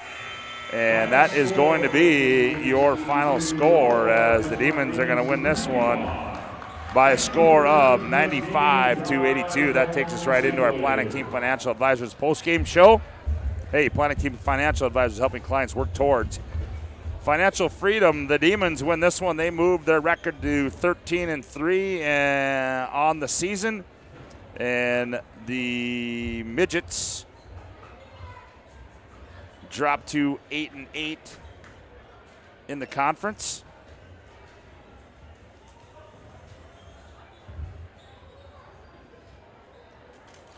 As Chuck Claremont's got Jordan Wilhelm, let's go down courtside and Chuck Claremont. Chuck, take it away. Thanks, Scott. Coach, that was kind of a weird game. I mean, 43-40 at half. It just didn't feel like you guys played that great. You kind of had your pat and a demon run. You got up by 15, and they hung around. I can't believe you scored 95 points, though. Yeah, it was, it felt kind of similar to last night's game where we played well in stretches, and we looked good in spurts. And the same thing happened last night where we got up 20 back-to-back nights, and the opposing team grinds back into it. And it's just one little run, and you got to remind yourself, and we keep talking to our guys, you'd have to be good for 36 minutes, but it's so hard to be good consistently. And by the time you get to the tournament, you have to understand you have to value possessions. We had too many turnovers. You have to defend, and you have to take care of the glass, and you have to be good in the half court. And our half court defense, we took a little step back today. And yesterday I feel like we took a huge step forward. And for our guys, sometimes when you're playing fast, and you're playing the press, and you're playing with pace, sometimes your brain is going all over the place, and to be able to lock it in for 36 minutes is not an easy thing to do. So proud of the effort. Dickinson's a dang good team. Whoever you play, they beat the Century Patriots last week. We knew that we were going to have our hands full. Dvorak is absolutely fantastic. The kid can score in so many ways. So we knew we were going to have our hands full, but obviously for us, we still got some work to do. Yeah, and I think of when you think how you guys played defensively, it looked like there was a lot of going for steals at half court, things like that I just haven't watched you do a lot this year. Yeah, and we want to speed teams up and you want to turn teams over, but ultimately that at this time around, like the last time we played them, we turned them over so many times early. You could tell that they got frustrated and they gave up early, and you knew that it was going to be different tonight, especially with how good their guard play is, because Cranston's another kid that can really play. So for us, being able to get to that half court and then play solid half court defense, and when they go 8 for 14 in the first half from 3, now our guys are thinking, oh boy, get out. Now you're trying to get out, you're lunging, you're out of defensive position, and they're by us shooting layups, we're fouling them and putting them at the line. So, yeah, it was ugly, it was a lot of mistakes, but ultimately it's a win in the WDA, and you know that it's just moving forward. You got to keep putting one foot in front of the other, and we'll get better. Still, a win's a win. You won by 13, and so congratulations, Coach. Good luck the rest of the way. Thanks, Trey. All right. Trey, come on here, buddy. Good job tonight, and, for you, quiet first half, and it just seemed like you're getting face guarded time and time again. You're getting double teamed, triple teamed, but you don't seem to get frustrated. And tonight, it just you picked your time, and second half you took over. I mean, the first time it happened was Minot, and that was our first loss. And ever since then, in practice, they sent 3 guys at me. One time they put 6 guys on the court and 2 guys just on me the whole time. And I just realized that I don't need to score every play. Obviously, if there's 2 guys on me, that means we have numbers. So it's every guy's gonna be open. So if there's 2 guys on me, it's really an advantage for us now because we just start shooting the ball and we're wide open. And that's one thing that I think the Demons do really well is you guys move the ball very unselfish, get a lot of people in the scoring column. I think you had 10 or 11 tonight. And so, offensively, I felt like you guys, even though you scored 95 points, it just didn't feel like a Demon offense. No, we were missing a lot of shots in the first half. We shot 30%, I think, like we did last night against Jamestown. I don't know, but that's just a confidence thing on our part too. I'm telling all our guys just to relax and stuff, and they just gotta get used to it. But come tournament time, once our guys are relaxed and stuff, it's gonna be a show. It's gonna be fun to watch. And up just by 3 at halftime, and it felt like, I don't know if it was you just all of a sudden said, okay, I gotta start doing something, because you just cranked up your offense that second half. I mean, yeah, first half I wasn't ready to come. I was getting ready for the second, double teams and stuff. And I finally got a hold of it. Second half I was okay, I'm gonna start shooting some more. So I come in, attack the rack more, just get that scoring mentality like I did all the games before. And for you, you're looking, I don't know how many dunks you've had this year, and you got to talk about that one too. You finally got an opportunity to free yourself, and it seems like that one hand, that dunk, I've seen that a few times. Are you going to come up with something new? I told Sims on our inbounds play, I was like, if you throw it deep, I swear to God, I'll try for a windmill right now. And I was like, they're not going to throw it. I was like, I promise you I will. But, once I get a fast break, I could do something, yeah. I know you can. And, hey, so thus far this season, you got to be pleased with how the Demons are playing. You got a couple losses. You still got an opportunity here to maybe potentially get that number 1, 2, or 3 seed. And for you guys, you got to be driving to that. Yeah, just every day of practice, we got to get better and better. Get better every day. Don't focus about next game on and stuff. So I practice. We just got to go to work and get our bodies right for it. All right, great job. Congratulations on the win. All right, Scotty, back up to you, buddy. All right, Chuck Claremont, fine job. As there you have it, a victorious Jordan Wilhelm and Tracy Eaglestaff as they win it by a score of 95-82 here tonight. Our planning team financial advisors post-game show rolls on with more after this timeout from Carl Gard Gymnasium. Whether you're looking for a full-service financial plan or planning for farm or business succession, Planning Team Financial Advisors is here to help you work toward achieving your financial goals. With locations in Bismarck, Garrison, and Center, our full-service team of professionals are dedicated to helping you work towards achieving your financial goals. Visit us online, planningteam.com. Securities offered through LPL Financial, member of FINRA and SIPC. Investment advice offered through GWM Advisors, LLC, doing business as Goss Advisors, a registered investment advisor. GWM Advisors, LLC, and Planning Team Financial Advisors are separate entities from LPL Financial.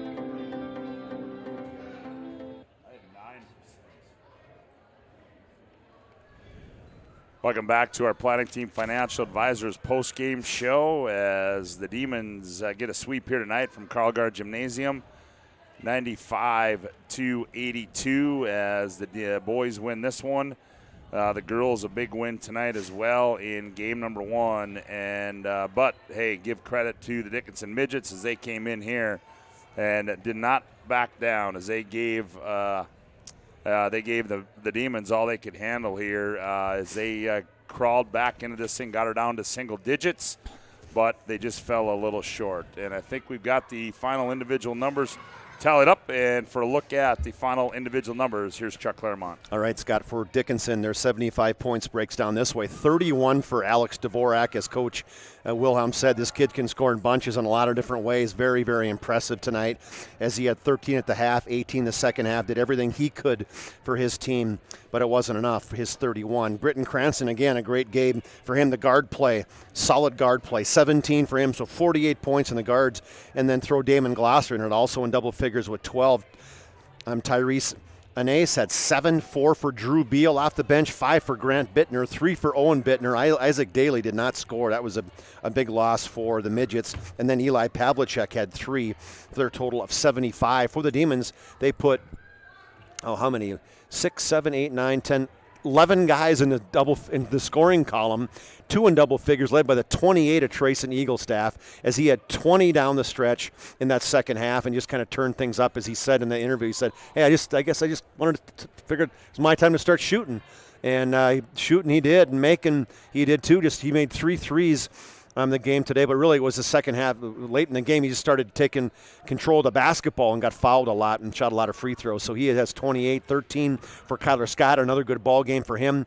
3 guys had 9. Carter Sims had 9. Ethan Stutz had 9. 9 for George Gillette. 8 for Cole Johnner. 7 for Preston Lamar, all in the second half. 3 for Carter Henke. 4 for Mason Huber. 3 for Quinn Hafner. 4 for Andre Austin, and a partridge in a pear tree for their total of 90. So they win by 15 after they were up about 17 at one point. Well, actually 18. It was 19, 77-58, and man, Dickinson battled back, got it all the way back to 6, 79-73, and then the Demons close it out an 11-2 run as they win 90-75. Well, Chuck, it was 92. 92-75. Okay, let's try that again. 95-82. How about that? 95-82. Thank you. Let's give out our Sport Clips MVP of the game. Be the MVP when you go to Sport Clips for an MVP haircut experience. Nothing comes close to making you feel like an MVP, quite like the MVP experience at Sport Clips. Sport Clips is located at 411 South 3rd Street in Bismarck. Charlie? Wow. I mean, how do you not go against Eaglestaff? And that was kind of an easy one that he just second half took over. And I mean, I don't think that was his best night defensively tonight, I got to say, because Dvorak took at him. He was guarding, Eaglestaff was guarding Dvorak a lot. I mean, although they kind of have different type of defense. But ultimately, Trayson Eaglestaff got to be our Sport Clips player of the game, MVP of the game. One more to go. The Jobbers Moving and Storage move of the game, sponsored by Jobbers Moving and Storage. They can help you move across town or across the country. Locations in Bismarck, Minot, Fargo, and Aberdeen. You find them online at jobberswarehouse.com. Chuck? I wrote down the Huber. Remind me of the Huber move again. See, you can't remember last week. I can't remember. 10 minutes ago. Was it the end one, or do you give Eaglestaff do you give him another? Do you give him the one-handed rip? Go ahead. I don't know. I mean, I was hoping for something different, but I don't remember anything that spectacular outside of that. Other than maybe, what I liked, there was 2 big ones.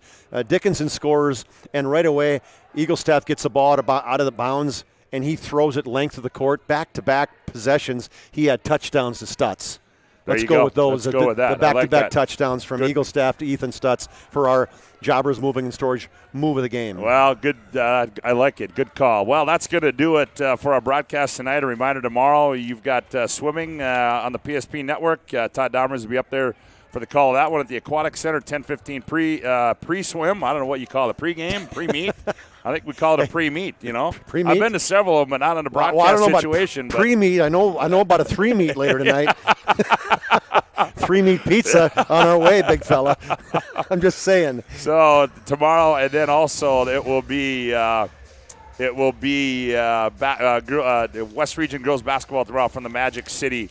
It'll be a fun one, Century and Minot. Hey, we want to thank all of our sponsors tonight, BNC National Bank, also to Hubbard International Insurance, Medicine Shop, Tires Plus, Chuppy Clinic, Northern Plains Heating and Air, one of our new sponsors, also Legacy Financial Planners, also the Planning Team Financial Advisors, Sport Clips, Jobbers Moving and Storage, and all those other sponsors you see throughout the broadcast.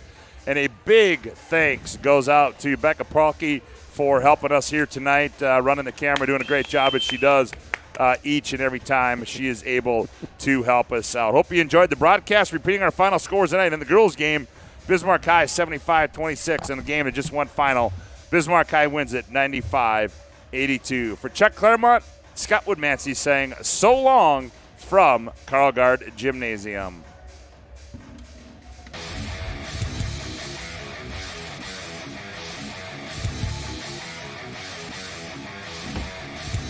Ware attacks. There's a takeaway by Eagle Staff. Eagle Staff on the open floor rises up. Oh, the one-handed rip by Trayson Eagle Staff. Jopper gave a little bit of a look on that one, and then he went in and just whammed it with the right hand. Oh, Eagle Staff with the rip